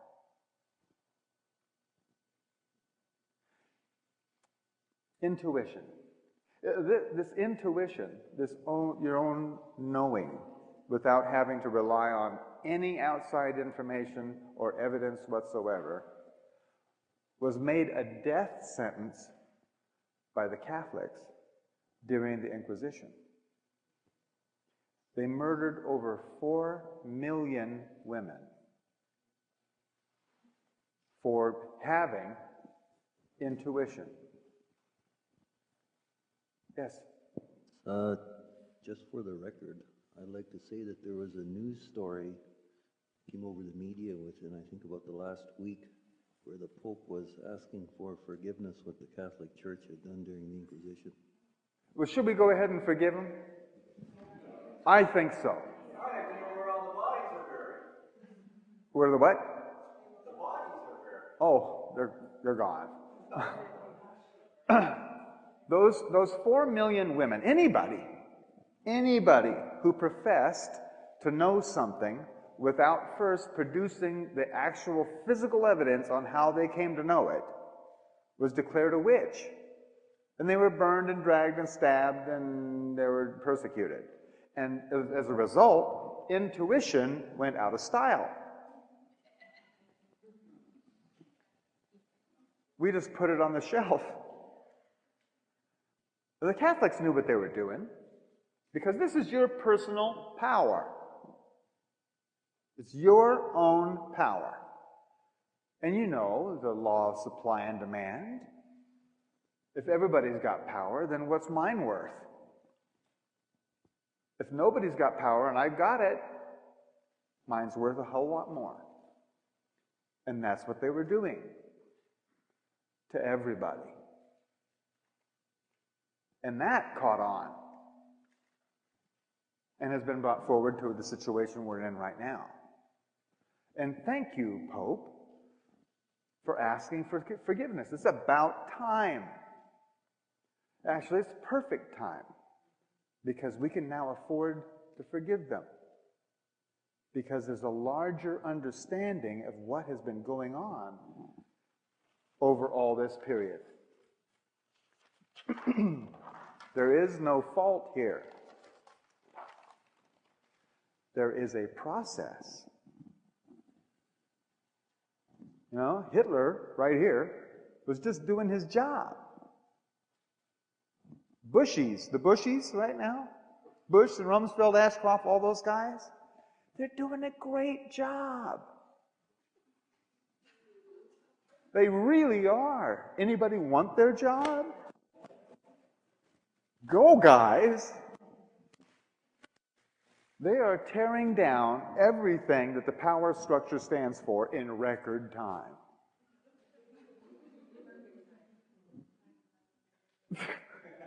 Go, guys! We got to get this stuff out of the way. And they're doing a wonderful job of it. Intuition. You know, we pay athletes a lot of money, don't we? To play silly games. Don't we? I mean, it's almost ludicrous, almost crazy how much we pay. Millions of dollars a year to go out and play a game? Are we nuts? Maybe not. Because, you see, these athletes, when they're out there, under very stressful conditions, I mean, playing for a national championship with all kinds of money and your next year's career on the line, plus endorsements and all that, and under tremendous stress, instead of going into the fight or flight syndrome, which would have them kicked off the court or off the team, instead of doing that, these guys routinely go into the zone.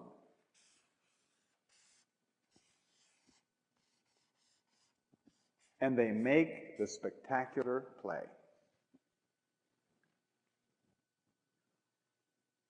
Under tremendous stress, with everything happening all at once, they just go step back, see and know everything about the moment.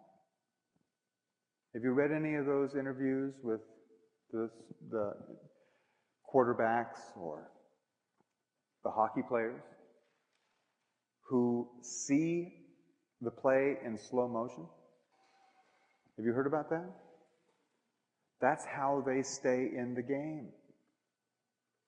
By being in the zone. Riding their intuition. There is no time to think about it. If you think about it, you've lost. When a quarterback starts thinking about the game, he's second string, third string, and out there making commercials. Being in the zone, being in their intuition, is why we pay them the money. Because they're doing something that we know is vitally important, something that we admire.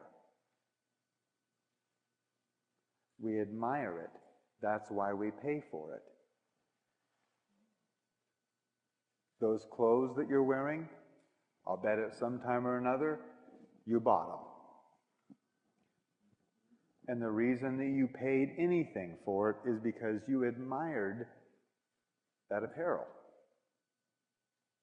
And the more you admire something, the more it's worth to you and the more you'll pay. And that's really the basis of all exchange, is how much it is admired. You can even admire how much you hate something, or how much distaste you have for it, or how ugly something is. You can admire how ugly something is, can't you? God, that's ugly.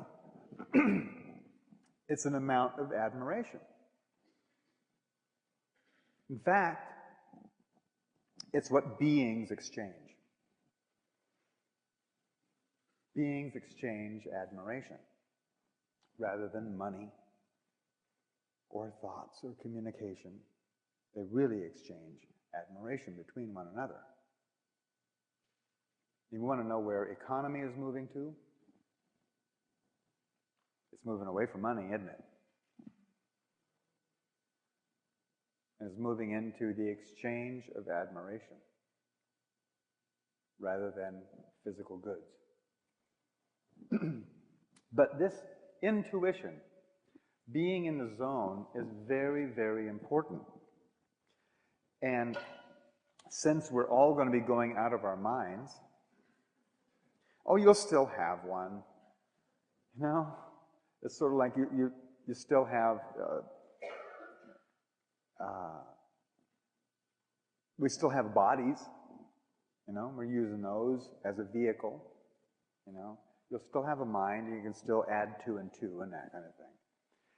But when it comes down to dealing with changes and the amount of rapid change that's coming, this is the only thing that will work. You will not have time to think it through. You will only have time to take the action. And when you're thinking, when you're using the mind, what's also in there is all the fears, doubts, worry, okay? Big clue. How do you know it's your intuition and not your mind? Your intuition is always, no matter what the circumstance, and you guys that were in the accidents, remember? When you were engaged in your intuition, there was no fear. There was a calm certainty, a knowing of what to do. There was no time to worry about whether you were doing this right or wrong. It was direct action. Your intuition, no matter what or how dire the circumstances, your intuition will always be calm and knowing. Your mind, on the other hand, will throw in the kitchen sink. I've talked to some people who shared experiences with these accidents and whatnot. They made it through the experience, and other passengers in the car or companions didn't survive the situation. And these people knew exactly why they didn't survive, the passengers didn't survive, and they did. It was because they personally stayed right there in the moment, while the passenger was going, "Oh, no, I'm denying this is happening at all." They were in their mind. The survivor was in their intuition. That's how important this is.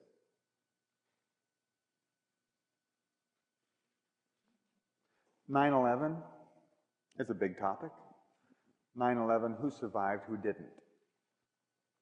The people who followed their intuition and went fishing that morning instead of to work survived.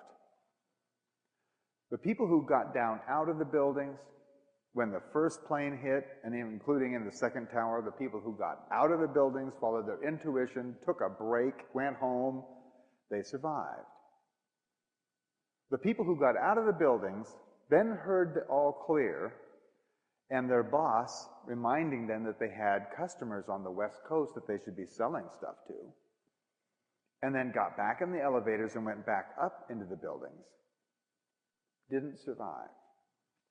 What was the difference? The guys that went back up in the building had a reason.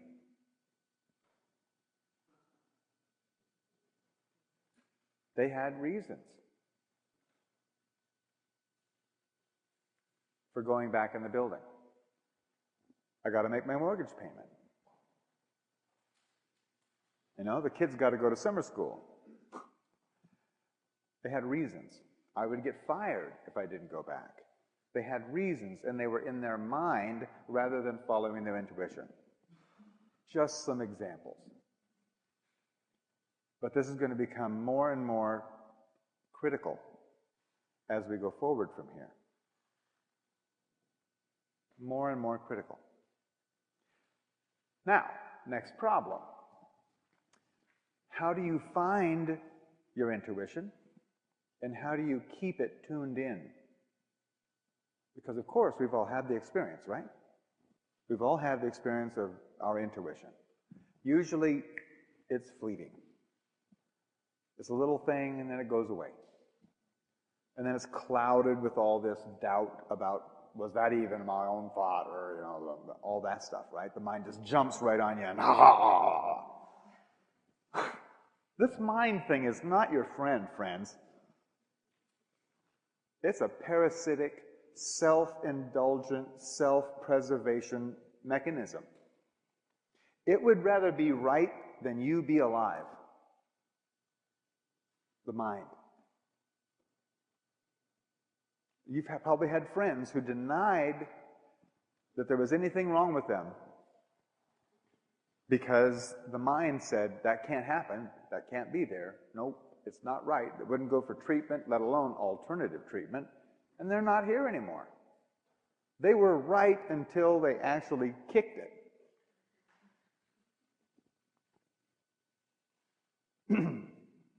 This is not a fairy tale. I mean, the mind would rather be right in a lot of people than be alive. So, getting a good grip on this thing is really important. And having this engaged really puts the mind in its place, where it becomes just a tool rather than an identity. So, how do you do that?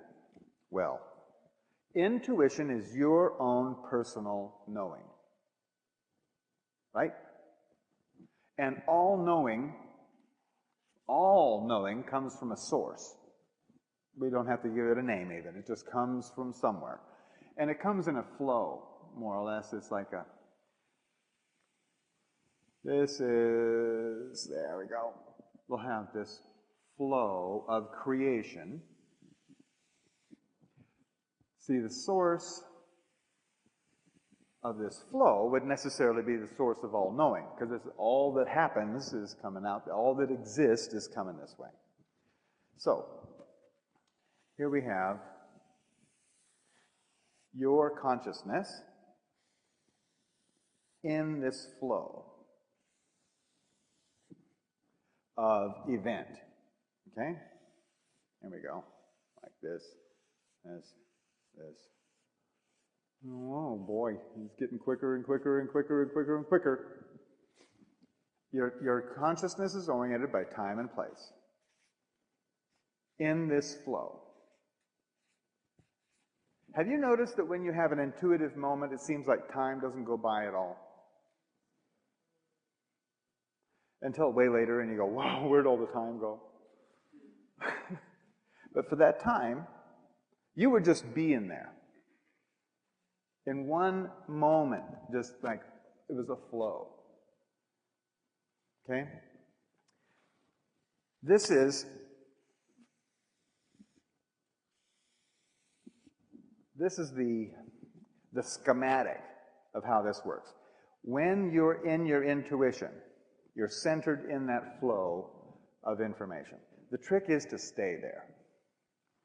It's not so easy with everything that's going on and with your mind preying on you. But the Maya had two things on their side. One, things were going slower, but they had a couple of other orientations. We are oriented, our consciousness and our society is oriented by time and place. Time and place, time and place. Physical, physical, physical, physical. The Maya had some more help. they had this orientation right here, which is called personal intent.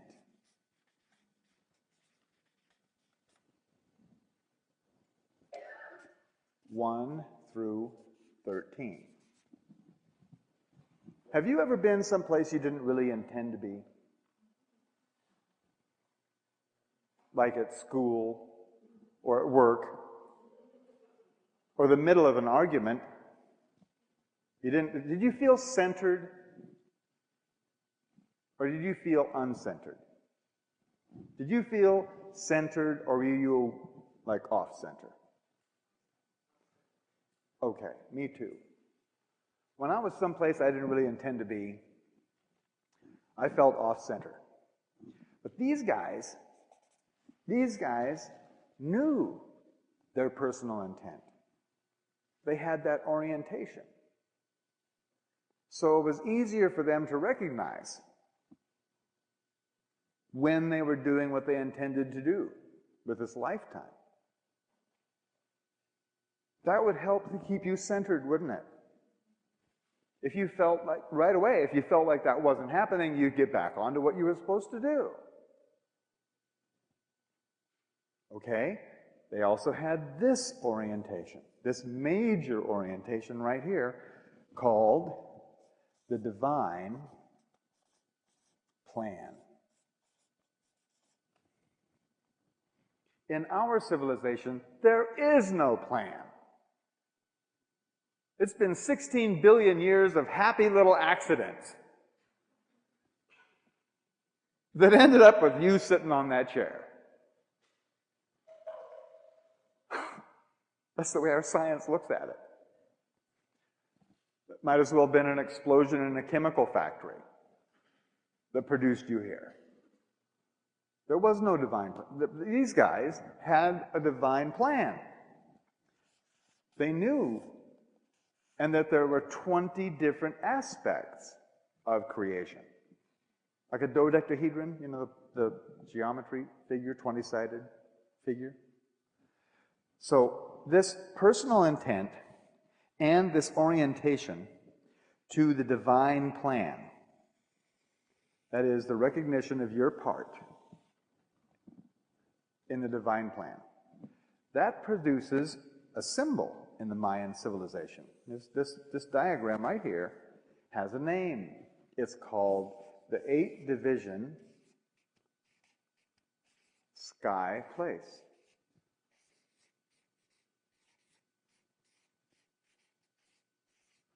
And that symbol stands for heaven. You've been there. There are moments in your life when you were oriented by time and place. You knew you were doing what you desired or wanted to do, and you knew you were a part of something much larger than yourself. Felt cool, didn't it? Heavenly, huh?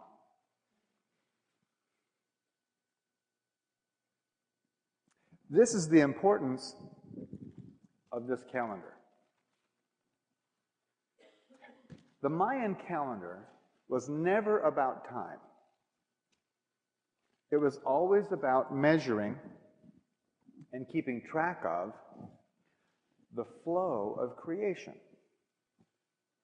and the intent of creation and the aspect of creation every single day. Remember, there's one law in the universe. What you pay attention to, you become conscious of. So what if every day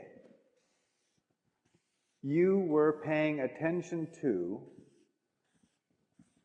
the energy of this flow of creation? What would you become conscious of?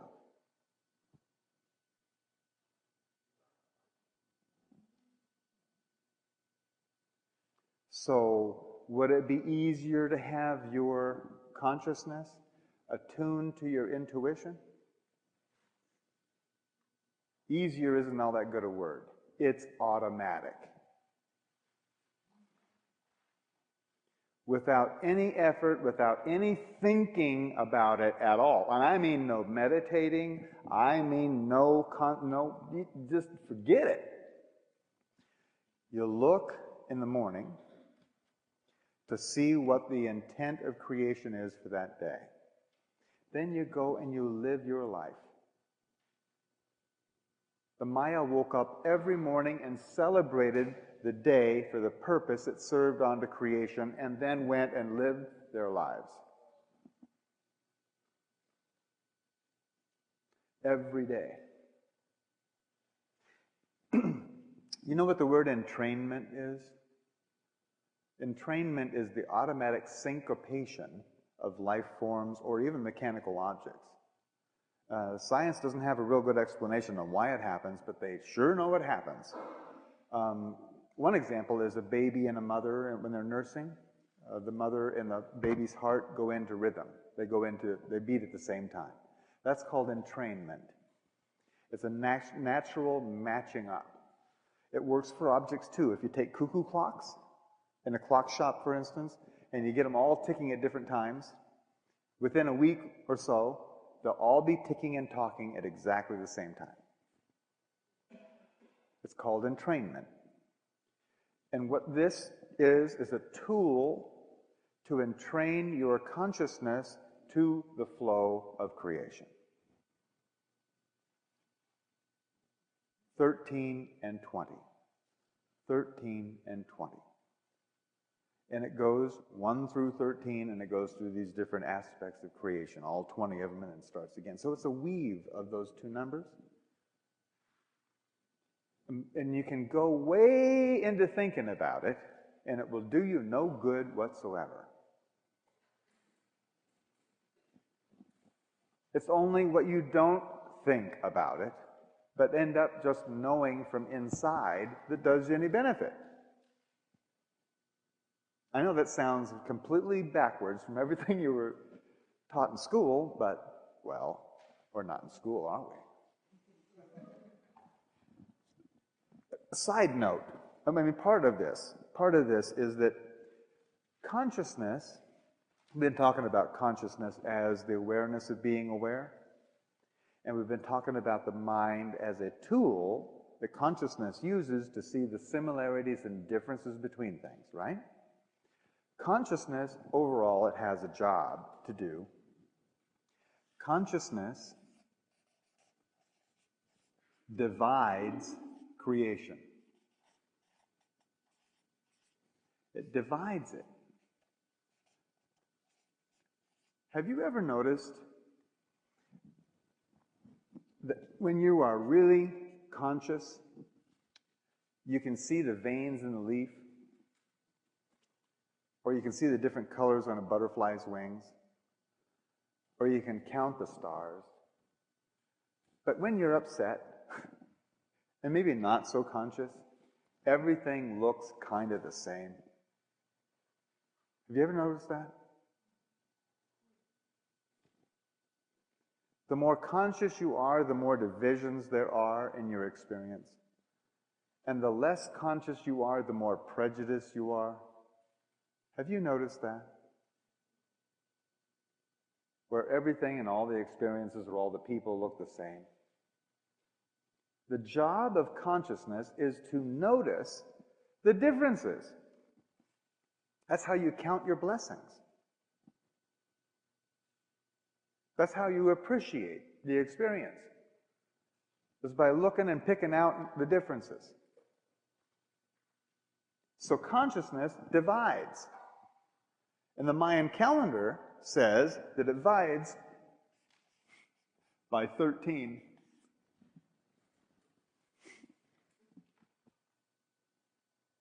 All consciousness is divided by 13 in increments of 13 and 13 and 13 and 13. 13 is the number by which consciousness operates. No wonder 13 is unlucky and satanic.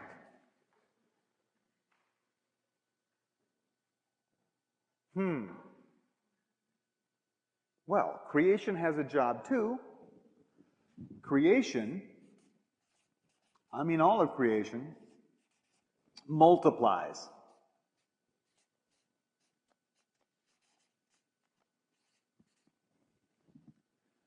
And all of creation multiplies by the factor of 20. 20 times. Anybody here studied biology? I mean, the very beginning of biology, from the single egg and on. Multiplies by 20.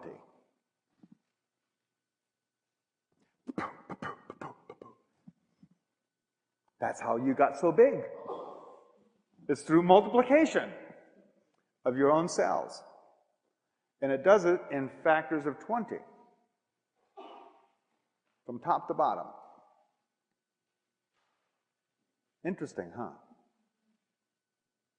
So by following how this weave goes of 13 and 20, I mean, basically that's what we're talking about, is that this rectangle, 13 by 20, just by being aware of that, it entrains your consciousness to all of the interplay of consciousness and creation. And there's nothing that you can think about it that's going to help. It's just what you end up knowing. And your intuition kicks in, and you end up in the right place, meeting the right people, doing the right thing. That's what's going to get us all through this. I'm not saying that this is the only way to do that. I'm saying that this one works all the time.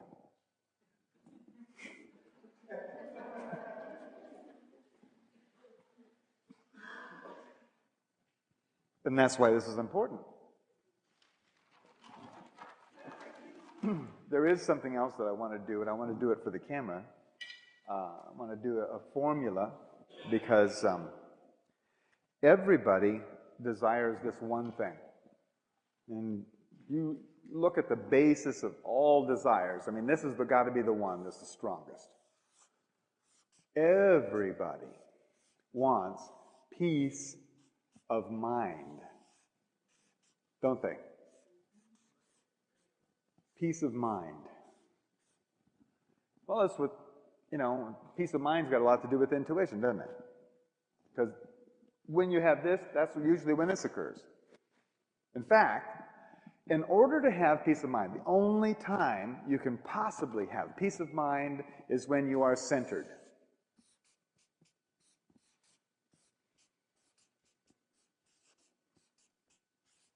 Isn't that true? It's only when you are in this position that you can have peace of mind. Okay? How do you get centered? There's only really one time that you can be centered. That's when you're certain. When you are certain, then you're centered.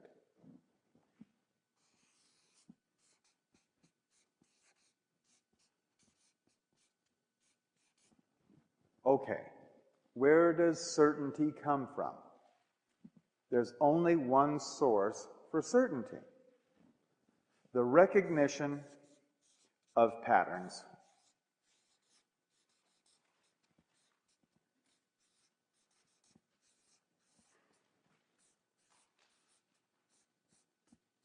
The recognition of patterns. Remember the first time that you were trying to learn how to drive? Did you have peace of mind? Were you centered? Were you certain? You didn't recognize the patterns yet, did you? Where does the key go? Which way do you turn it? Which is the gas? Which is the brake? Which is the clutch? Which way do I move this lever? What is this guy doing stopping right in front of me? All of those are patterns.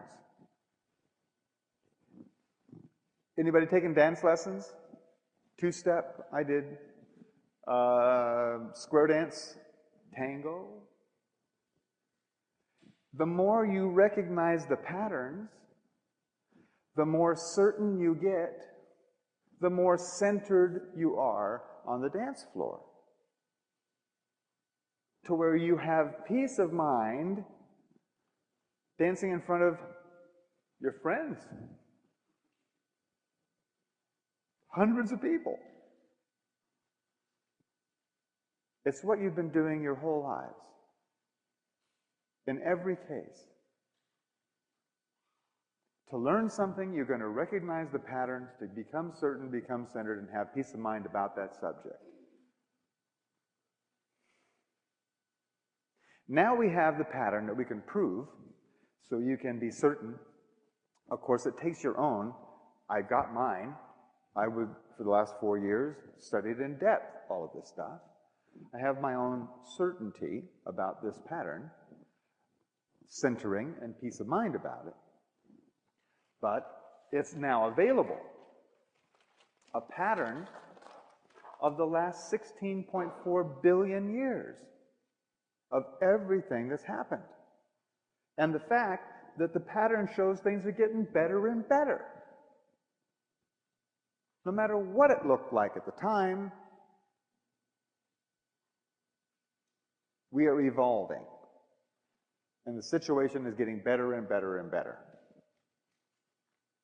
That will go forward into our future too. Because this ethics is scheduled to overcome power. Just like power overcame law. Have you recognized that? Law overcame reason, didn't it? Didn't it? We studied the law for quite a bit ourselves, just previous to coming here, for about 20 months. And there's very little reason or sanity in the way laws are written. Laws overcame reason. Then, actually, I should point this out, that during this period of time, during the fourth day of this cycle right here, law overcame reason. During the fourth section of this right here, which was from 1874 to 1894, was the fourth day. That's when power overcame law. That's when Carnegie and Rockefeller and Westinghouse all were becoming corporate powers that overcame the laws of nations and people. So we have ethics coming in now, and during the fourth day, which is 2005, ethics will overcome power. We're just watching the throes of a dying animal right now. It's going to look bad, but there's lots of goodness past it. So, peace of mind comes from being, when you're centered, centeredness comes from certainty, and certainty comes from the recognition of these patterns. So you can look out there and see what's going on and know with certainty that things are getting better. It's going to be very important. You're outnumbered. There are more people worried than certain.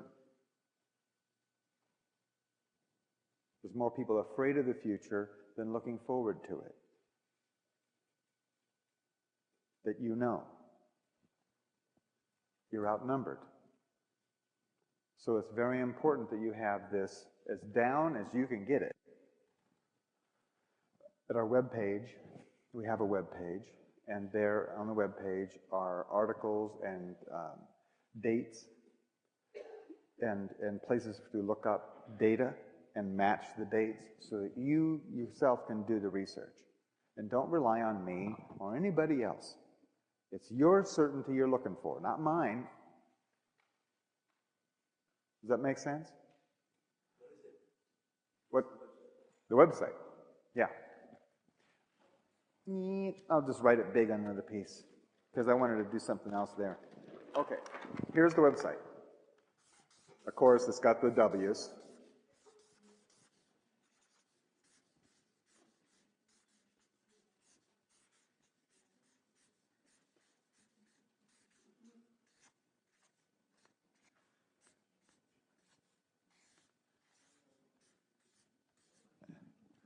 I'm glad I had lots of room to write, you know? It's Mayan, that's M-A-Y-A-N, and then Magix is spelled M-A-J-I-X.com. And you go to the learning lab. There's a little button that says Learning Lab. That's where you're going to find lots of the information, and then articles. We've got something like 1,500 articles there. Have fun. I know the winters are long here. Hey, there's a lot to read. I can give you, what I want to do, though, is I want to give you just a little bit of this data. I mean, please go research this for yourself. But I want to give you just a little smattering of it right here, of this pattern, so you can, so you know. Here is all of this is the national cycle. This is the first day, first night, second day, second night, all that, all the way down. During the first day of the national cycle, let me show you where that was. That was from 3115 BC forward, okay? This is the national cycle. Here we are in this one. That one is 3115 BC, then the power cycle, and then ethics, or then galactic cycle. What happened in the very first day of that is this was the first idea of one God. Remember, there used to be lots of gods?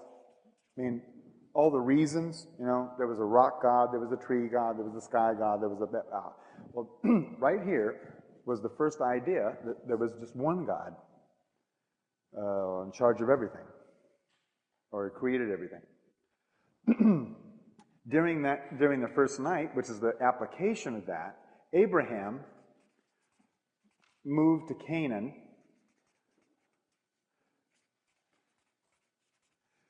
and started up a church for that one God. That was the application of that.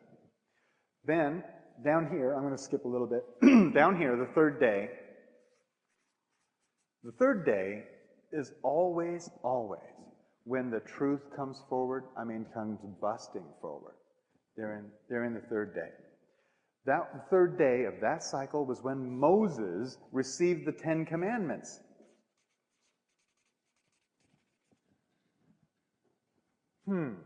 Has that got anything to do with law? Boy, it was laying it down. During that third day, boom, the law was laid down, and that's what the national cycle was all about. Then, during the third night, Islam was created during this third night. And Pythagoras was developing his theories of geometry during this third night. Okay? During the fourth day, right here, during the fourth day, Confucius, Lao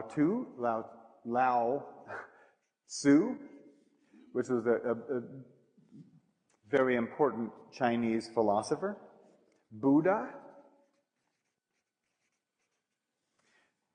and the idea of reincarnation in India. That's what happened during the fourth day. Right in the middle of this cycle. What we have here is down here in the fifth day, of course, there was Jesus. Okay, down here was more about the second thing of Islam. Here, in the sixth day, was the Crusades, and the Catholic Church was developed. Down here, and then we went into the second wave of Islam, which was the coming back after the Crusades, their backwash. And then we had the Pilgrims down here. and the development, more development of Christianity, up to where we are now. Over here, in the planetary cycle, during this was, of course, 1755, and what we had here was the beginning of the first idea of a telegraph. It didn't even exist yet. It was just written about. Then, during 1794, we had the optical telegraph, right here. Then in 1834, we had the electrical telegraph developed. During the fourth day, down here, we had the telephone invented. And Tesla. You know who Tesla is? With electricity. I was working with Westinghouse and then split off from them and developed what would be free energy during the fourth day. Then we have down here, we have in the fifth day, the radio was invented, and of course E equals mc squared. Then here, in the sixth day, the television was invented. And then down here, in the seventh day, the internet.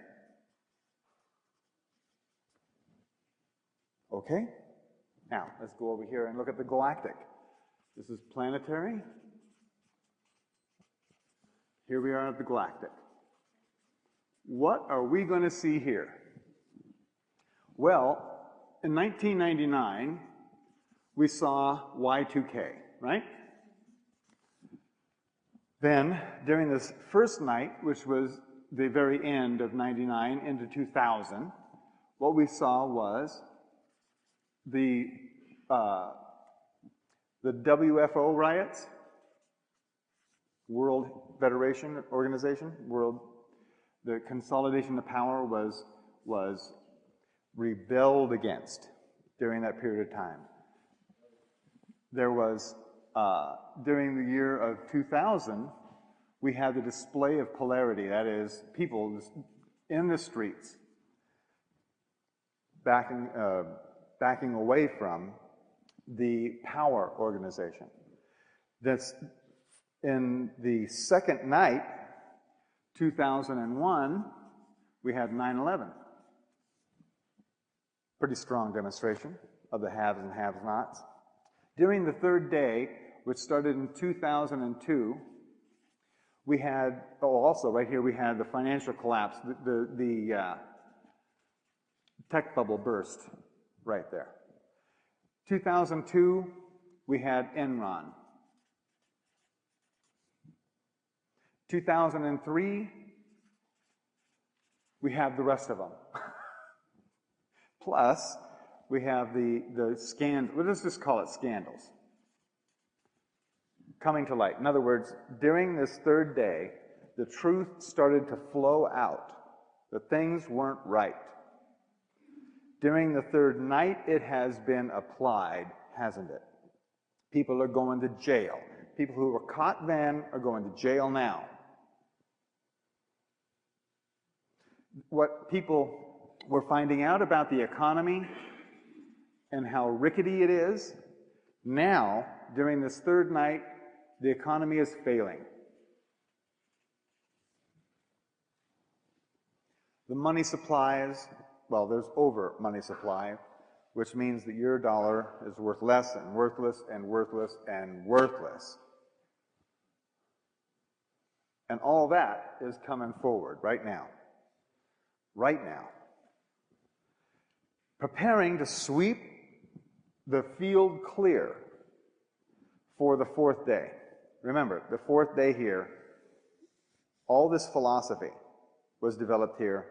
Here, we got the ability to communicate freely, and Tesla with his work in energy.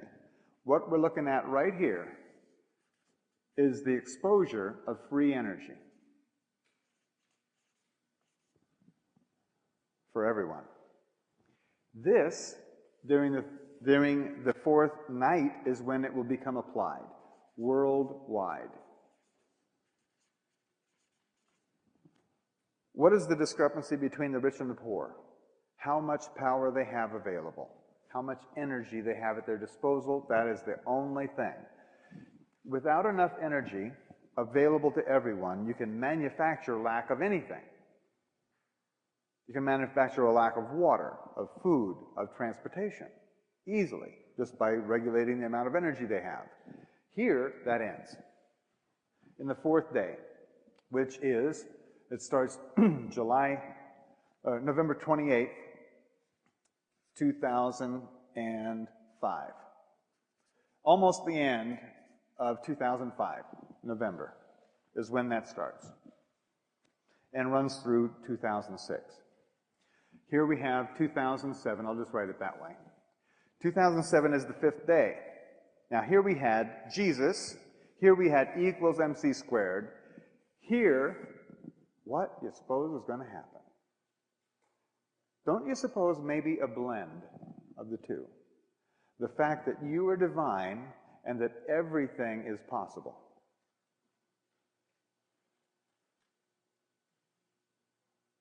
I mean, here is where we're liable to meet the neighbors. Extra terrestrials. Right there. 2007. We can't meet them face to face right now because we don't have an ethical consciousness, do we? We have a power consciousness. We shouldn't be out there. Can you see us out there in the galaxy right now? Earth #1, we'll kick your ass. You know, that's how we'd go at it. We'd be attacking everybody. We're under quarantine until we get over this power trip. Then we'll be able to meet the neighbors. And during this time, right here, by 2008, there will be the end of manufactured lack. Absolutely, there won't be any lack of anything. Because up here, during this period of time, we will have teleportation. You think we're kidding? I have an article right here about, I'm not going to read the whole thing, but there's a little article right here about spooky science. You guys read that in the paper? It was in your guys' paper. Spooky science offers promising step toward ultra-fast computers, but what they're talking about here is the ability to record the molecular data of an object or thing, or you, and then send that data instantly to another place and have it remanufactured at the other end. Beam me up, exactly. And they're moving right toward it. It's constant acceleration. So by this time, by 2007, we'll have teleportation, at least for objects. Of course, that'll put everybody out of a job.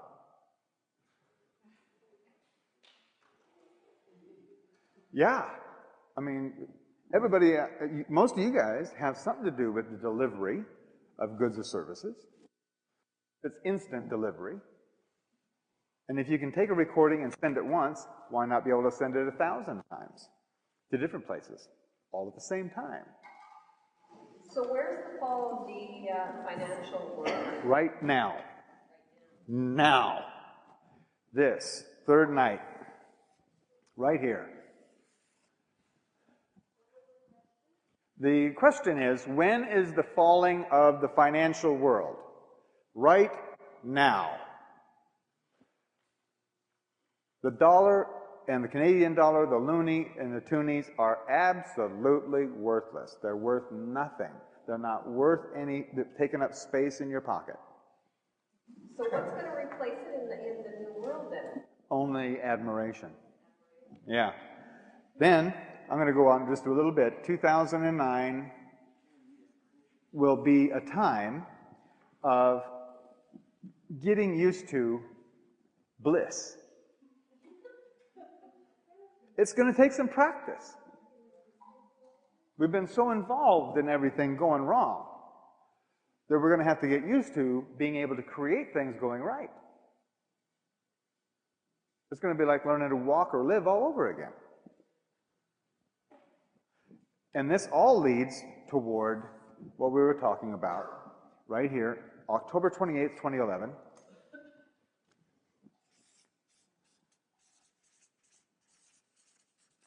October 28th, 2011, the end of the Mayan calendar, when we are consciously co-creating our experience. Time travel is all in here too. So if you can travel any time you want, what good's the calendar? You know, it all goes, the whole idea of time and space goes extinct as orientations. That's what's in our future. We do have this little bit of a hump to get over here with the governments and the economy. Yes? If time travel becomes normal, are you saying that we could travel into our past as well? I'm not sure. Would that be a... I know that it's coming. I know that we have already time traveled electrons in the laboratory. So there would be, you could meet people that have now died. You could go Possible. Everything is becoming more and more possible. Yeah. It's pretty hard to conceive, isn't it? It really is. It's sort of like being 4 years old and your mom is like pulling stuff off the top shelf. You know stuff is up there. but you don't know what it is. It's just not at that stage yet, and that's how we all are right now. Oh, up here. Say something in a little response to her, but I mean, if you know a little bit about shamanism, they're time travelers. Shamans? Yeah. Oh, like yeah. The universal experiences, they will see prehistoric beasts or whatever, and it's universal no matter what culture they came from. Yes, it is. That's a time travel. Yeah, indigenous people already had bits and pieces and parts of this all along. We've lost it, and now we're gaining it back. Sometimes you don't know what you got until it's gone, you know? Native cultures weren't persecuted as much. Yeah, it won't be this time. It'll be wide open, accepted, and understood, yeah. Yes? Yeah, just, you mentioned the source or where creation is coming from and our consciousness. I just wanted you to comment on something I read about, this Mayan calendar was kind of written off by our science, right? Basically. Well, it's being confirmed by our science. But yeah. early on, they really pay attention to it, like, for instance. So, right. But I've books like the Edgar Cayce books, and that it came from outer space. Other people, not scientists, were trying to say that the Mayan people could not have had this, and that they got it from somewhere else. I don't agree with that. Why couldn't people have it? You know, but could you comment on that? And now you're saying that we're just about to meet the neighbors, and somebody else was saying that they've already met the neighbors and got all this from them, right? Right. At least a couple of neighbors, not all the neighbors, you know, like individuals. Well, like extraterrestrials are here right now. Power-hungry, sneaky, secretive, unethical alien beings. Not everybody out there with high tech is all goodness and light, you know. So we're already in some sort of contact with extraterrestrials, but they're not the ethical ones. What I'm talking about here is we'll be in face-to-face contact, good, clean communication with our neighbors, exchanging data and technology and all that on an ethical basis. Yes? Any other questions? Oh, yes. Up here at the front again. With this type of calendar, I watched several documentaries on prophecies from all different nations since the beginning of times till now. So where does how do all the chaotic things fit in? Say, Nostradamus is, for example, saying we are disembarking on maybe a 27-year period of absolute war and miserable things. Well, we're embarking on an absolute destruction of everything that you rely on. Okay, so that's all included. Yeah. Everything that you rely on, delivery of electricity, of food, of water, and stuff like that, will all be threatened in the very, very near future. So this isn't going to blissfully transfer. Oh no, just like Bush is not going to go, oh, I'm sorry, excuse me, I screwed up. I'm out of here. No, he and all of his people are not going to walk away. Yeah, it's going to be rough. But it's going to be short. Very important to understand. It's going to be quick, vicious, and over with. 6 months. 6 months. 6 to 9 months most. And then we'll be putting the pieces back together. But we do necessarily have to go through that. And every time, every third night, there is like a boom. Revolution, well, here. This one, 1854. What was happening in America, 1854, right there, 1861, was the Civil War. And during this whole period, there's civil wars all over the world. In Russia, in India, in Spain, France, there were civil wars everywhere. We're just going through the same cycle again. The world didn't end then. It's not going to end now. It's just going to be rough. Yeah? About the changes that you're talking about, in your Okanagan tapes, you had mentioned that shortly after this December, there's the issue of the slowing of the rotation of the Earth. Oh, yeah, that was Greg Braden. That's from Braden's material? That's from Greg Braden's material? Yeah, Greg Braden was, I was referencing to Greg Braden's material where he was saying that we're going to be coming to 0 point. Right. Zero magnetics and a slowing of the Earth and then a reversing of the spin. I would like to hear your comments on what type of a reality you envision after the Earth has stopped and started the other way, in light of the comments about all these new technologies supposedly coming in. And I don't have anything concrete to say about it. I have my own personal thoughts about it, that it will reverse the polarity on the power, you know, to where people won't be so self-centered, but they will be open to more inclusion. But my question still comes to the point that if this scenario does take place, then realistically one could assume that we're looking at something like, what, 2 or 3% of the world's population surviving? You start spinning things. More than likely it'll be about it'll either be 2/3 or 1/3. Okay. Because that's the natural proportions of everything, is 1/3 to 2/3. So it depends on how well people understand what we're coming up on and going through. So this is the ascension process, basically. Well, it's when we talk about ascension, that's the intuitive mind, right? So the promise of ascension is that this time we're taking our bodies with us versus leaving them behind. Our consciousness will teleport us, in other words. Oh, yeah. When the time is right. Actually, right now it's happening. It's a process. Yeah. It's like a tree grows up and then bears fruit, but it's been growing the whole time.